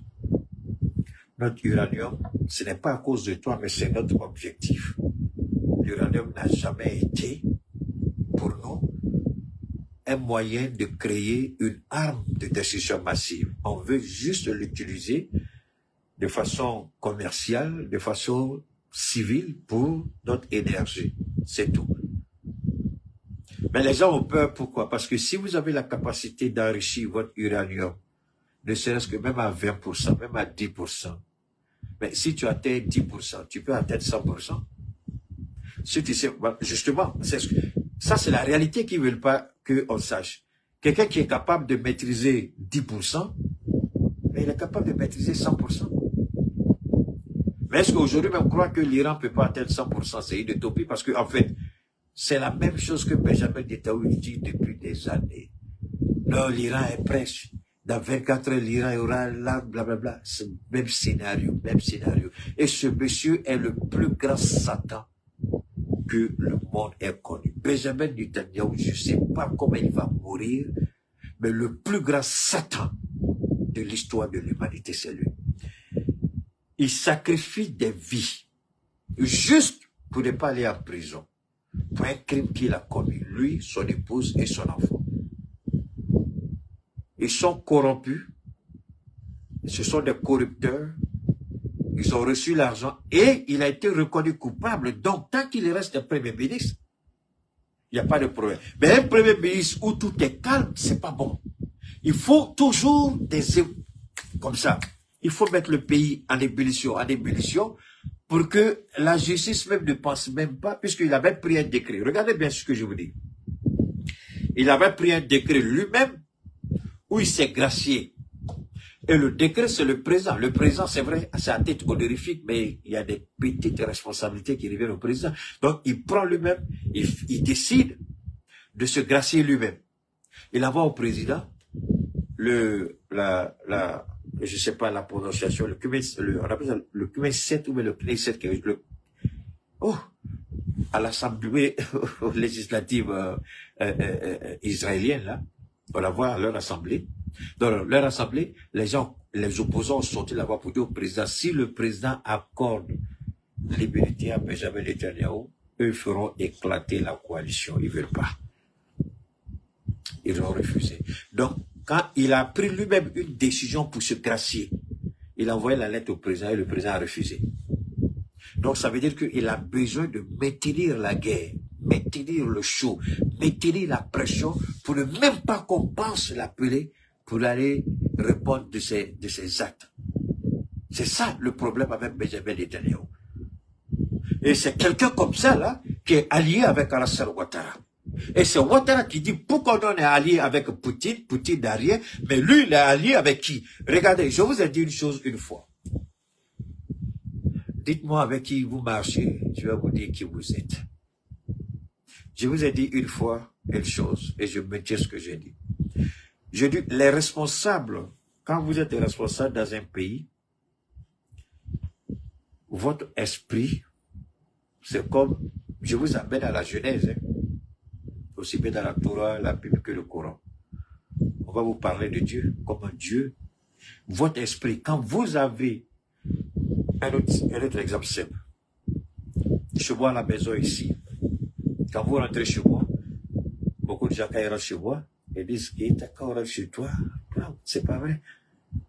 Il y a cette atmosphère de... Là, voilà, le ministre, merci beaucoup. On dit, mais quand on rentre chez toi, Keïta, vraiment, on a l'impression qu'on est déchargé de quelque chose. On n'a même plus envie de partir de chez toi. Pourquoi? Parce que l'esprit de Keïta est ici, dans ma maison. C'est mon esprit qui surplombe pour tout le monde. Et mon esprit n'est pas noir. J'aime pas la vengeance. J'aime pas la jalousie. Je n'aime pas la... Je dis ce que je pense. C'est pas la même chose. Donc, quand tu rentres chez moi, je dis ça. Même mon bureau, quand les gens vont là-bas, ils disent, mais quand on arrive dans tes Keïta, mais tout est calme, et puis vraiment l'esprit a posé. C'est ça qui détermine ma personnalité. Et c'est ça que Dieu permet. C'est ça qui gouverne ma maison. L'esprit que j'ai. C'est la même chose quand vous êtes président. Pourquoi il y a trop de bêtises en Côte d'Ivoire, de vols, d'actes d'insanité? Parce que ceux qui sont au pouvoir, regardez qui ils sont. C'est pourquoi on dit, pour savoir qui tu es, dis-moi avec qui tu marches.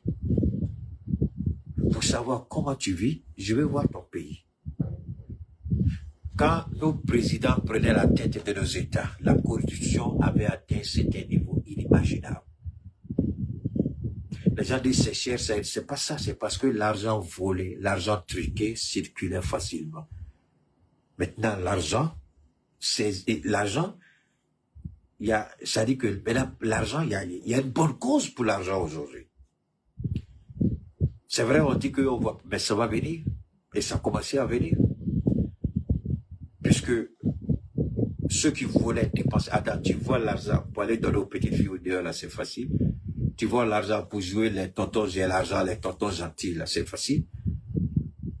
Mais c'est ça, merci beaucoup, là, mais c'est ça qui est important.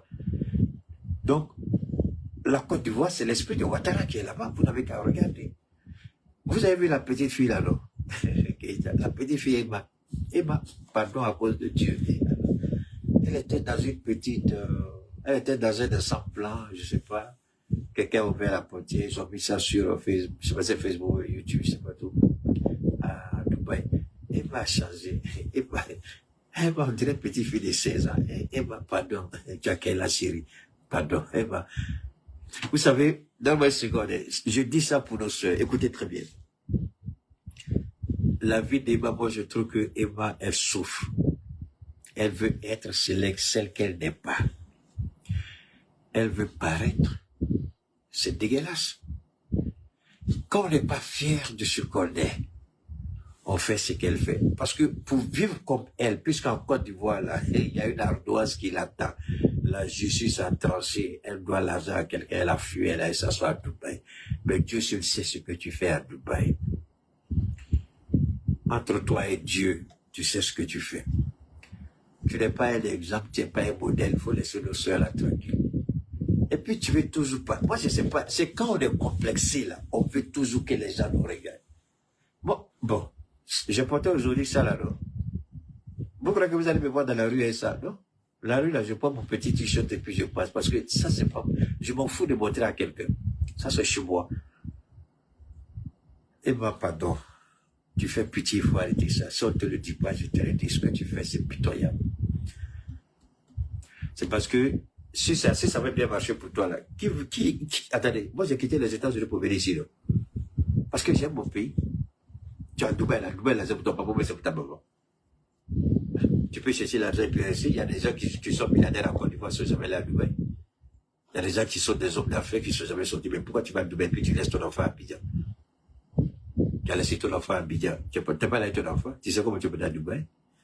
Tu n'as rien, petite fille. Il faut faire attention. Tu n'as rien. Tu es obligé de montrer aux gens que tu as quelque chose. Alors que pourquoi tu ne veux pas travailler? Pourquoi je vais te payer alors, Eva? Viens le faire. Pourquoi je vais te payer? Hein? Tu vas m'aider à vendre mes produits, là, Eva. Viens. Et puis je t'embauche.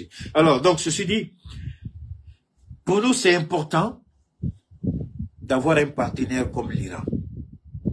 Ça nous montre un chemin, une voie. Si vous êtes matérialiste, tel que la petite, la Djokourou dont je parlais tout à l'heure, Emma, votre vie a un sérieux problème. Quand vous voulez paraître comme les autres, quand vous voulez faire ce que les autres vous demandent de faire, vous avez perdu votre dignité, votre crédibilité et votre honorabilité. Nous, au sein de l'AES, on a compris quelque chose. Travailler dur et faire tout pour maintenir la dignité des peuples qui constituent notre alliance.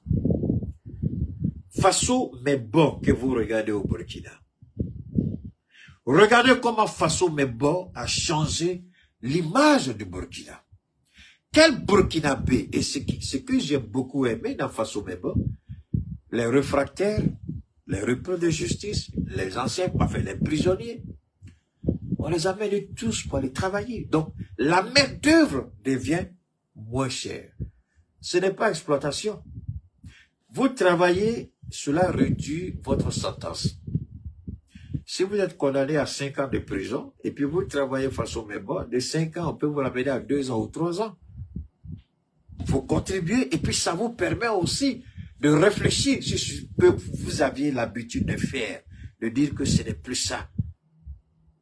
Le fait que des prisonniers soient sur le chantier, c'est une très bonne chose, ça donne une leçon fondamentale à ces gens-là.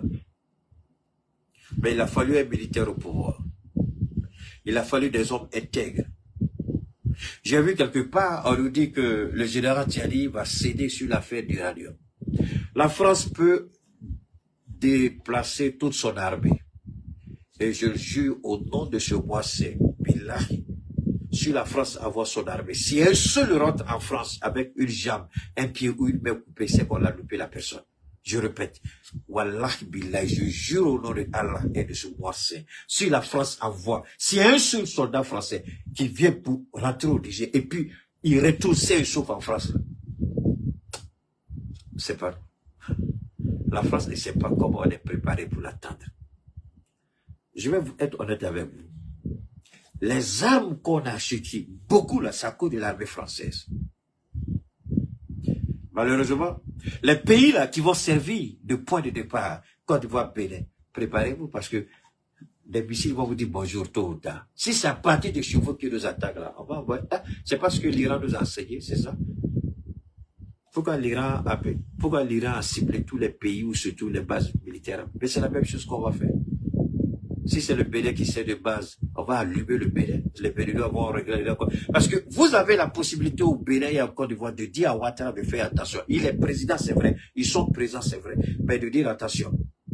Parce que ça là, si vous croyez que ça va rester impuni, vous vous trompez. Wallah, je jure sur tout ce qui m'est chez sur les gens. J'ai pas envie de rentrer dans les confidences. Mais ils le savent, ils ont les renseignements. Ils le savent très bien. Il y a longtemps, la France voulait lancer une opération. Je vous le dis aujourd'hui. Les renseignements de ces pays-là, ils ont dit on ne peut pas accepter. Ils font la grande gueule quand ils sortent devant les plateaux, les caméras, sur les plateaux, ils parlent. Mais en réalité, ils savent. Ils ne sont pas prêts. Ils ne sont pas prêts. Et ils ont dit carrément à la France, on n'est pas prêt, on ne peut pas. Parce qu'ils ont dit, mais d'accord, on peut en tout cas te permettre. Regarde, si ça commence là, les missiles là, même si c'est 2-3 missiles, peut-être que c'est 2-3 missiles seulement qui vont arriver à Paris. Mais les 80, 90, ça c'est d'où on va encaisser ça ici. Et la France le sait. Ça c'est deuxièmement, la France fait le malin comme les États-Unis. La France n'a pas les moyens pour faire une campagne militaire. La France n'a pas l'argent pour faire une campagne militaire. La France est en faillite. Comment le directeur de la Banque centrale de France démissionne, La France reconnaît qu'elle a pu... Et la France veut lancer l'opération militaire. Elle a qu'à lancer. Nous, on n'a pas pu lancer. Mais si la France ne peut pas financer cette guerre-là, qui va financer cette guerre? Réfléchissez, s'il vous plaît. Qui fabrique le franc CFA? C'est la France. Je répète. Qui fabrique le franc CFA? C'est la France. Tu vois mon téléphone. C'est la France qui fabrique le franc CFA. Donc, fabriquer le franc CFA et l'injecter dans notre économie, est-ce que c'est un souci pour la France? Pas du tout. Mais nous sommes prêts. Permettez-moi, je vais vous montrer quelque chose. J'espère que je vais pouvoir le faire ici. Oh là là, c'est encore, d'accord. Je vais le faire ici rapidement. Permettez-moi, je vais rapidement faire ça. Je vais vous montrer quelque chose rapidement.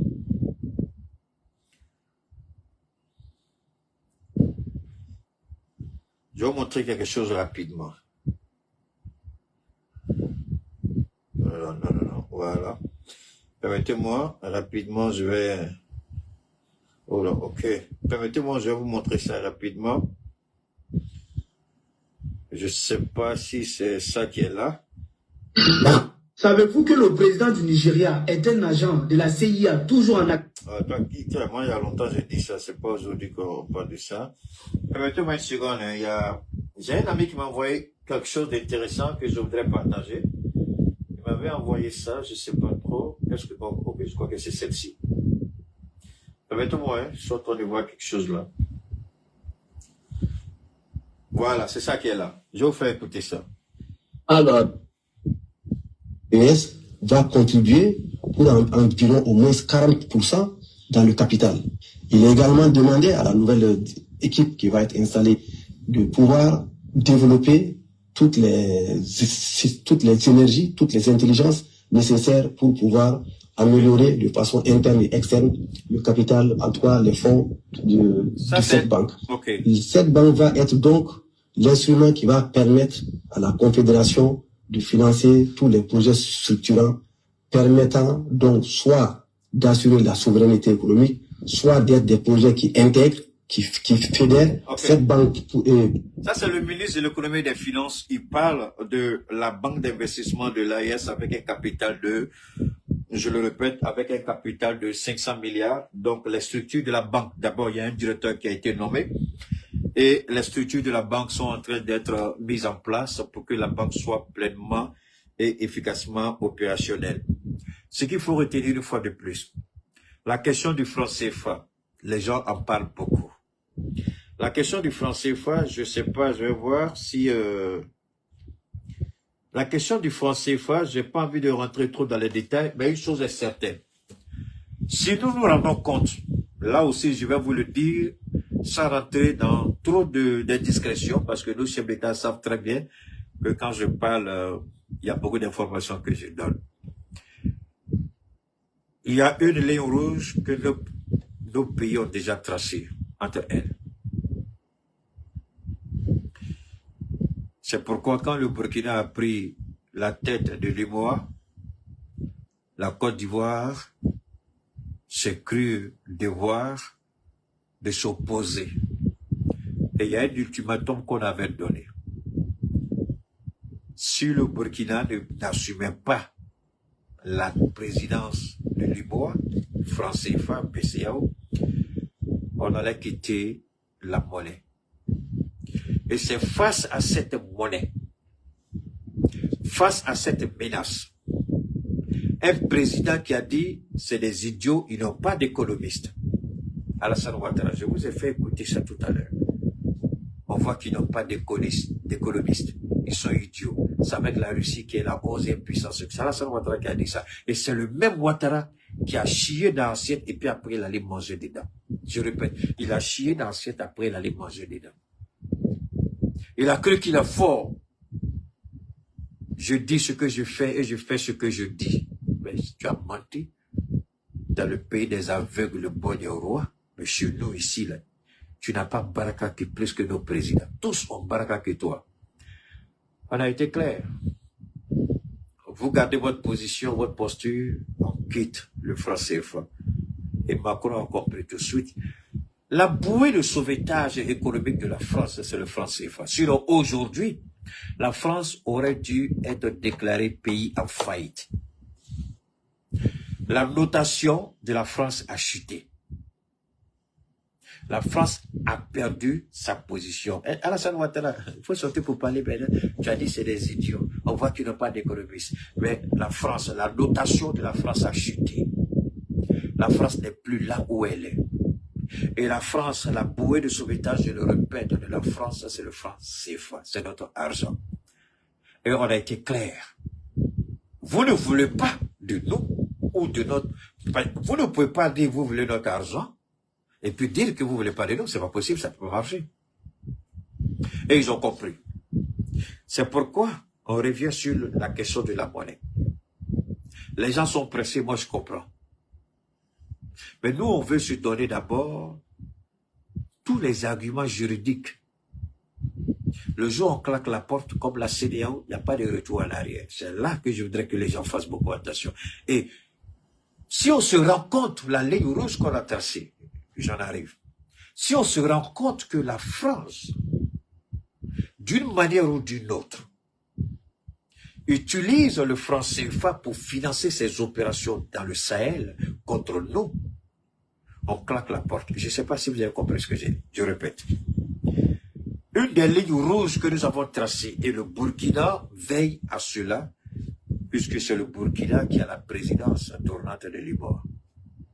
Et le Burkina a le regard sur toutes les activités de Jean-Claude Brou, qui était le président de la commission de la CEDEAO, et que Ouattara a nommé comme gouverneur de la BCEAO à Dakar.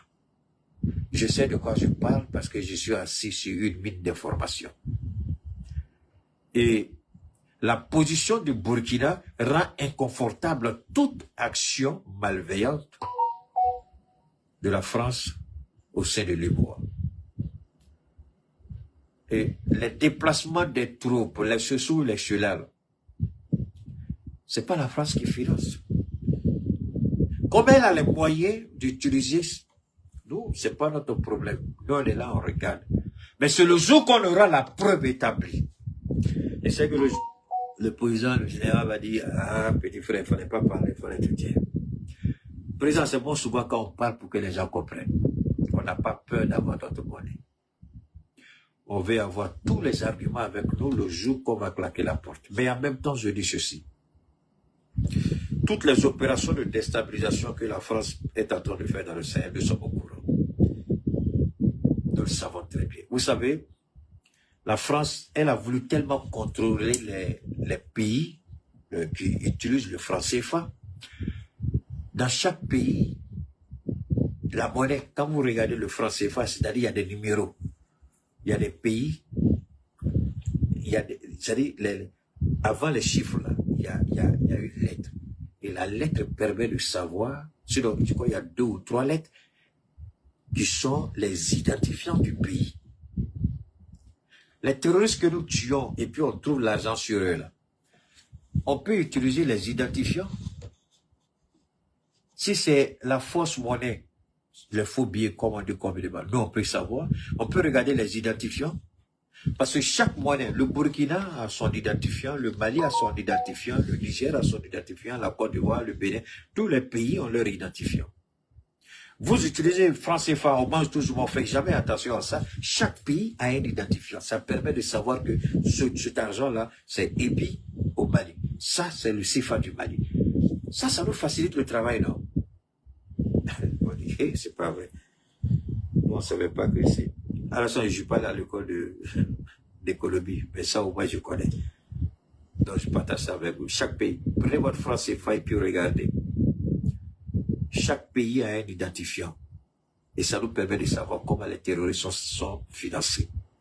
Si la France produit des faux billets avec les identifiants du Niger, du Mali ou du Burkina, on peut le savoir parce que nous savons aussi combien de francs, combien de quantités, par exemple, de 1000 francs ont été émis. Chaque billet vient avec un numéro spécifique.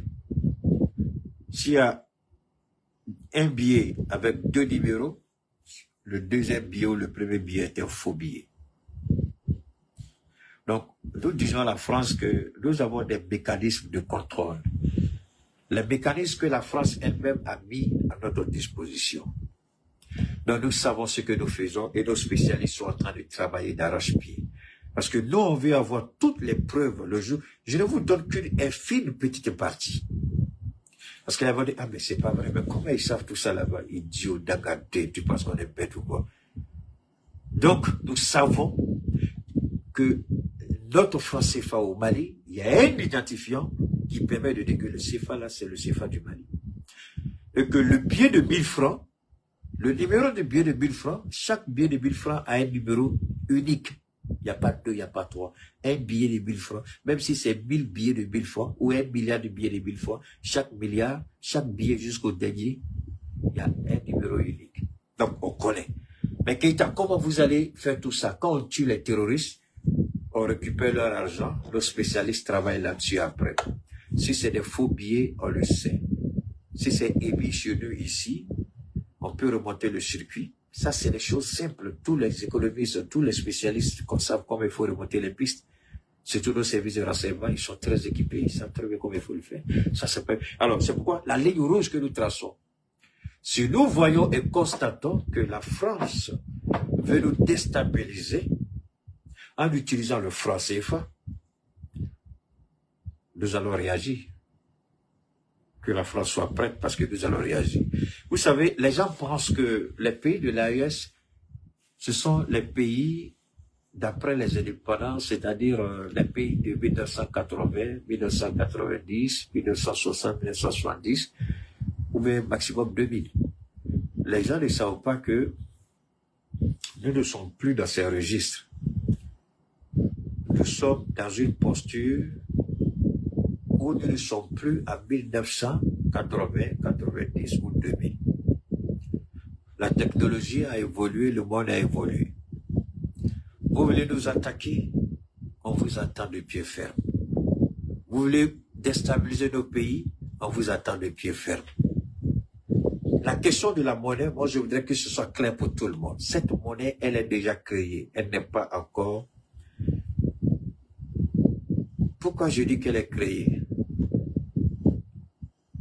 Souvent, ce que nous tue, permettez-moi rapidement de faire cette petite ouverture.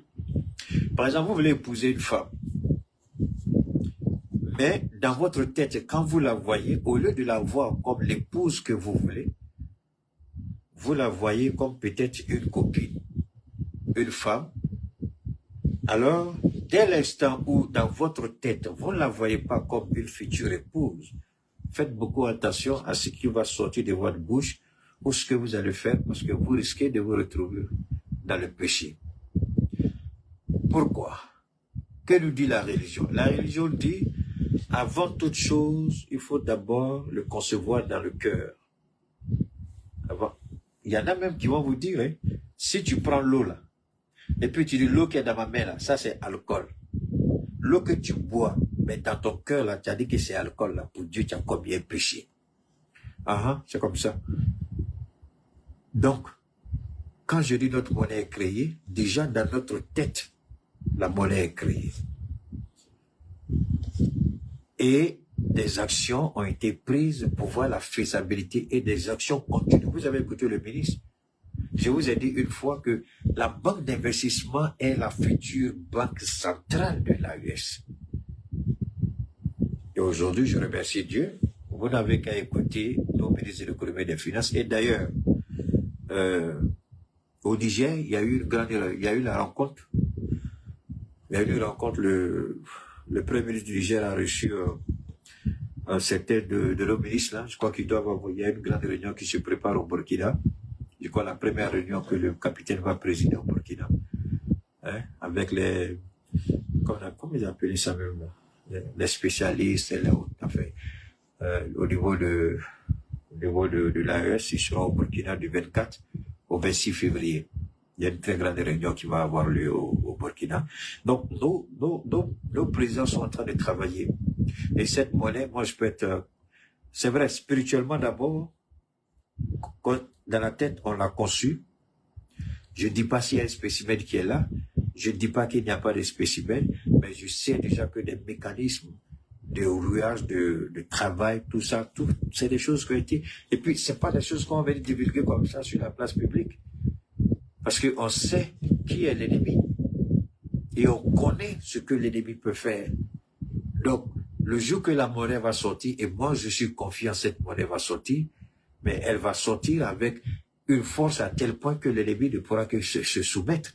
De la même manière que nous avons poussé jusqu'au bout la création de notre alliance, notre union jusqu'à aujourd'hui, parce qu'en fait, la France veut éviter. C'est pourquoi toutes ces manœuvres que vous voyez au Bénin, en Côte d'Ivoire et au Nigeria, la France veut trouver le moyen de justifier une action. Mais nous avons compris, nous ne dormons pas. Le renseignement travaille, il travaille d'arrache-pied. Parce que la France sait. Le renseignement français aussi travaille. Si vous pensez que tous ceux qui sont avec nos chefs d'État, même dans l'entourage de nos présidents, moi je ne peux pas indexer telle ou telle personne, mais ils ont des espions autour de nos présidents, soyez certains. Oui, tu peux dire, oui, mais ils ont des espions qui sont là. Il y a des gens vendus, il y a des gens qui vont vendre leur âme au diable. On va te donner 200 millions quelque part là-bas sur un faux compte pour ne pas qu'on sache que c'est toi, mais il y a des informations qui veulent que tu donnes. Mais au lieu que tu donnes 200 millions à quelqu'un pour te donner des informations, nous, on va mettre sur le marché en même temps, comme ça, tu n'as plus besoin de donner de l'argent à quelqu'un. Notre monnaie, là, on la prépare et elle va sortir. Quand, je ne sais pas. Mais elle est déjà, elle existe dans le cœur de tout le monde au sein de l'AES. On est convaincu que notre monnaie, parce que c'est la seule voie. Alors, dites-moi, vous croyez que c'est avec le franc CFA que nous allons intégrer les BRICS?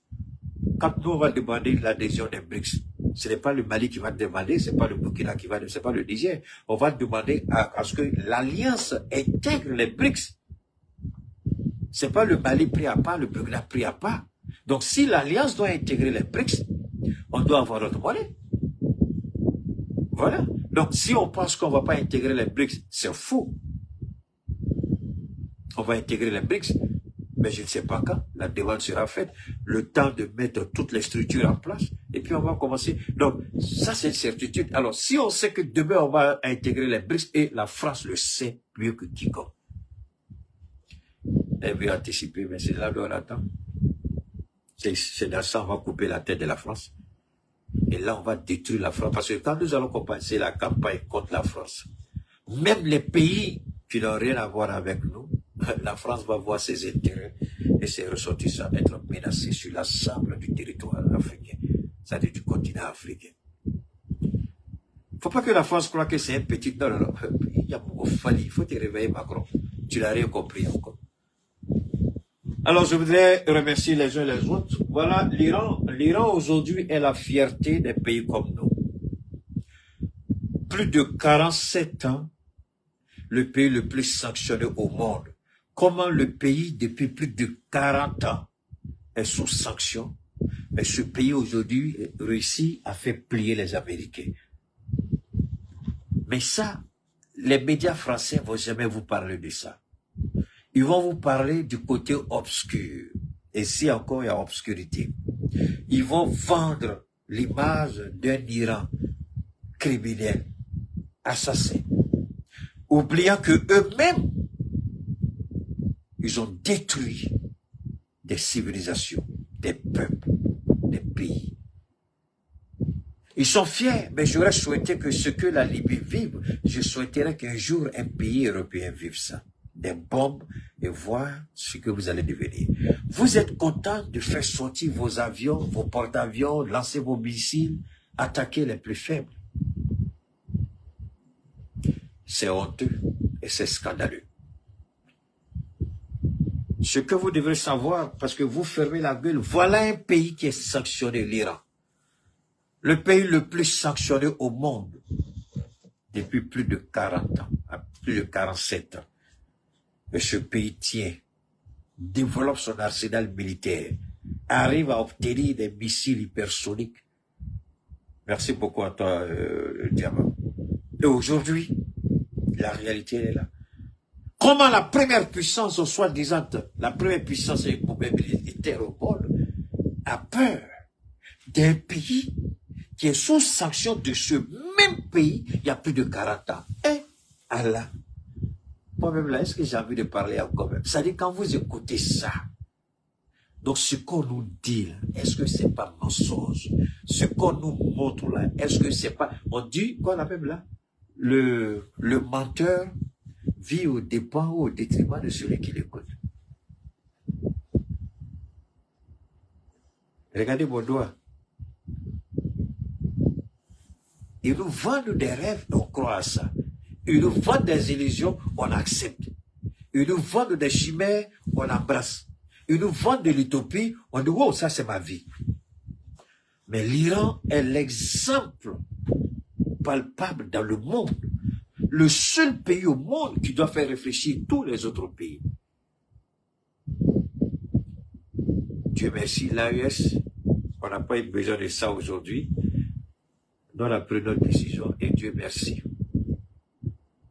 Dieu merci pour l'AES, pour ceux qui nous attaquent, pour ceux qui nous critiquent. Voilà la réalité. Depuis plus de 47 ans, les Américains ont sanctionné ce pays. Ils l'ont retiré de toutes les structures bancaires et financières qu'ils contrôlent. Mais ce seul pays aujourd'hui fait vaciller les États-Unis. Comment l'Iran peut faire vaciller, selon vous, la première puissance? Est-ce que réellement, elle est une première puissance? L'Iran s'est recréé, l'Iran s'est refondé, l'Iran s'est modifié, l'Iran s'est adapté et l'Iran s'est positionné en position de force. Voilà ce que fait l'AES quand l'idiot président dit on n'a pas d'économiste. Ouattara, au moins notre or, on ne le bazarde pas à 8%. Pas qu'il y ait économiste, Alassane Ouattara. Tu bazardes le pétrole ivoirien à 10%. Tu bazardes le gaz ivoirien à 10%. Tu bazardes le pétrole ivoirien, le gaz ivoirien, l'or ivoirien. Tout ce que la Côte d'Ivoire a de plus cher, tu bazardes à 8 et 10%. Mais nous, qu'est-ce qu'on fait? Nous, on dit, point de départ, 35% et on est actionnaire dans l'entreprise. Non seulement vous payez les 35%, les dividendes générés par les bénéfices, on leur parle dedans.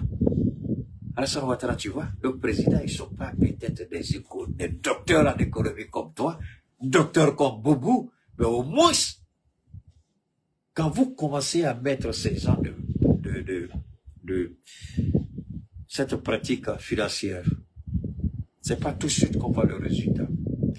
Le résultat n'est palpable qu'après 3, 4, 5, maximum 5, 6 ans, on commence à voir les intérêts. Et tout ce que nous faisons dans l'AES, dans les 3 prochaines années à venir, vous n'allez pas reconnaître ce pays-là. Cette réalité, elle est indiscutable. Alassane Ouattara, tu es capable de vendre le cacao. Oh là là, tu n'es même pas capable de vendre le cacao ivoirien. Mais nous produisons notre cacao et nous le vendons. La liste n'est pas exhaustive. Donc, si vous avez vraiment des problèmes de santé, pour être honnête avec vous, il y a beaucoup, on ne peut pas tout citer. D'accord? Que ce soit les hémorroïdes internes ou externes, la colopathie ou constipation chronique, ce que nous faisons, c'est d'apporter notre contribution. Je prétends pas tout connaître ou tout savoir ou prétendre tout faire. Ce n'est pas possible, je ne peux pas soigner tout le monde, Dieu même ne le permet pas. Mais par la grâce de Dieu, on a quand même un rythme, on a un pourcentage de taux de réussite et satisfaction de guérison assez important, puisqu'on frôle les 80, 95, 98%, c'est beaucoup.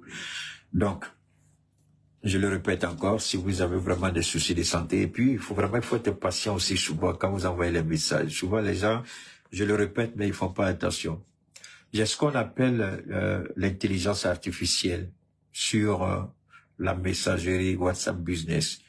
Donc une fois que vous activez ça, tout de suite, quand vous envoyez un message, l'intelligence artificielle vous salue, vous dit d'accord, en fonction de les paramétrages que j'ai fait, mais souvent les gens pensent que c'est moi qui le fais. Je le fais pas, c'est automatique, c'est généré automatiquement. Ça c'est deuxièmement, quand vous envoyez les messages, soyez légèrement patient parce que il peut se je vais quitter ici, il y a au moins 1000 personnes que je n'ai même pas encore je fais, mais ça vient. Donc, soyez patients. Ce que je demande, c'est de relancer les messages jusqu'à ce que je puisse vous répondre. Voilà. Donc, je fais le maximum pour répondre à tout le monde. Je ferai le maximum tout à l'heure quand on va finir. Je vais travailler jusqu'à 6h, 7h, voire 8h ou 10h du matin, dès que je finis, pour pouvoir répondre au grand nombre de personnes.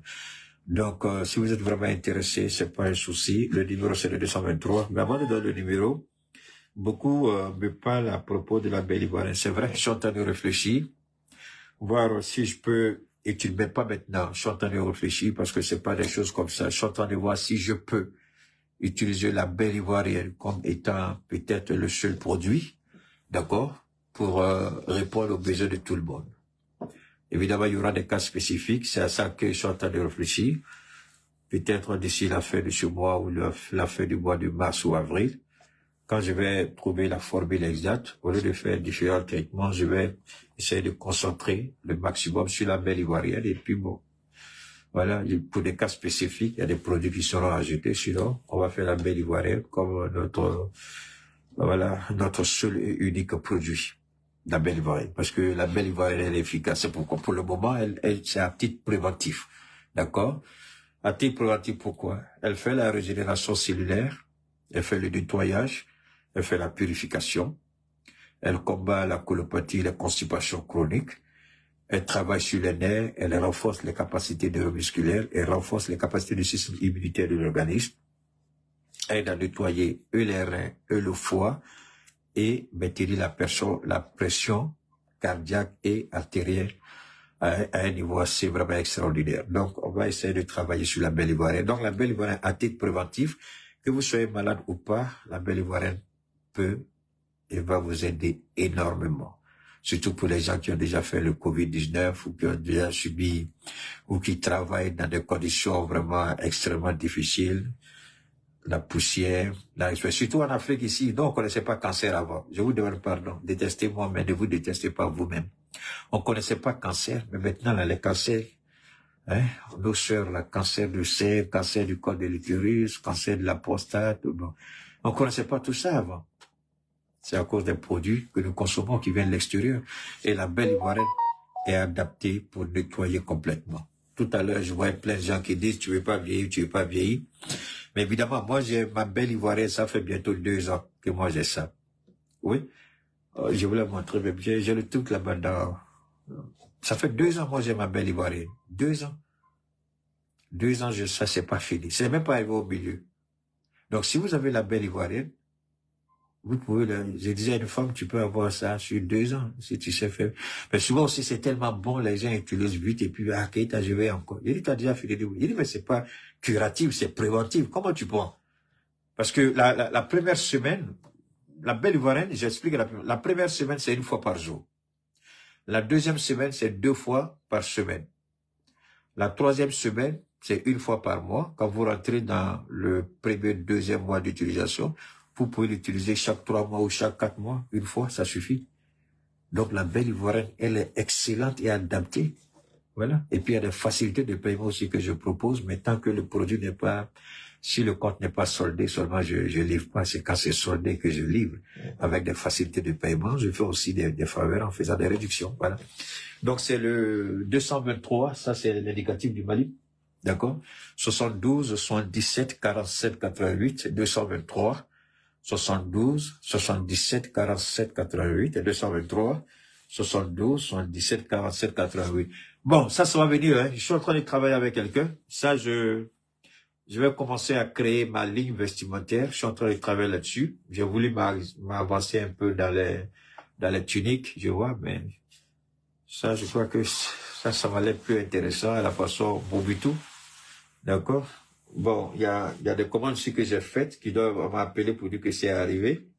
Il y a les manches coûtent, tout ça autre. Je vais essayer de travailler sur ça. Si ça marche bien, avec ma griffe, et puis je vais commencer à commercialiser. Voilà. Donc, ma ligne vestimentaire, il faut que quand même je commence à faire ça, non? Voilà. Donc, merci infiniment à toutes et à tous. On garde le contact, à très bientôt. Très bonne soirée. Oui, il est déjà matin, il est déjà minuit. OK. Merci infiniment. Merci à toutes.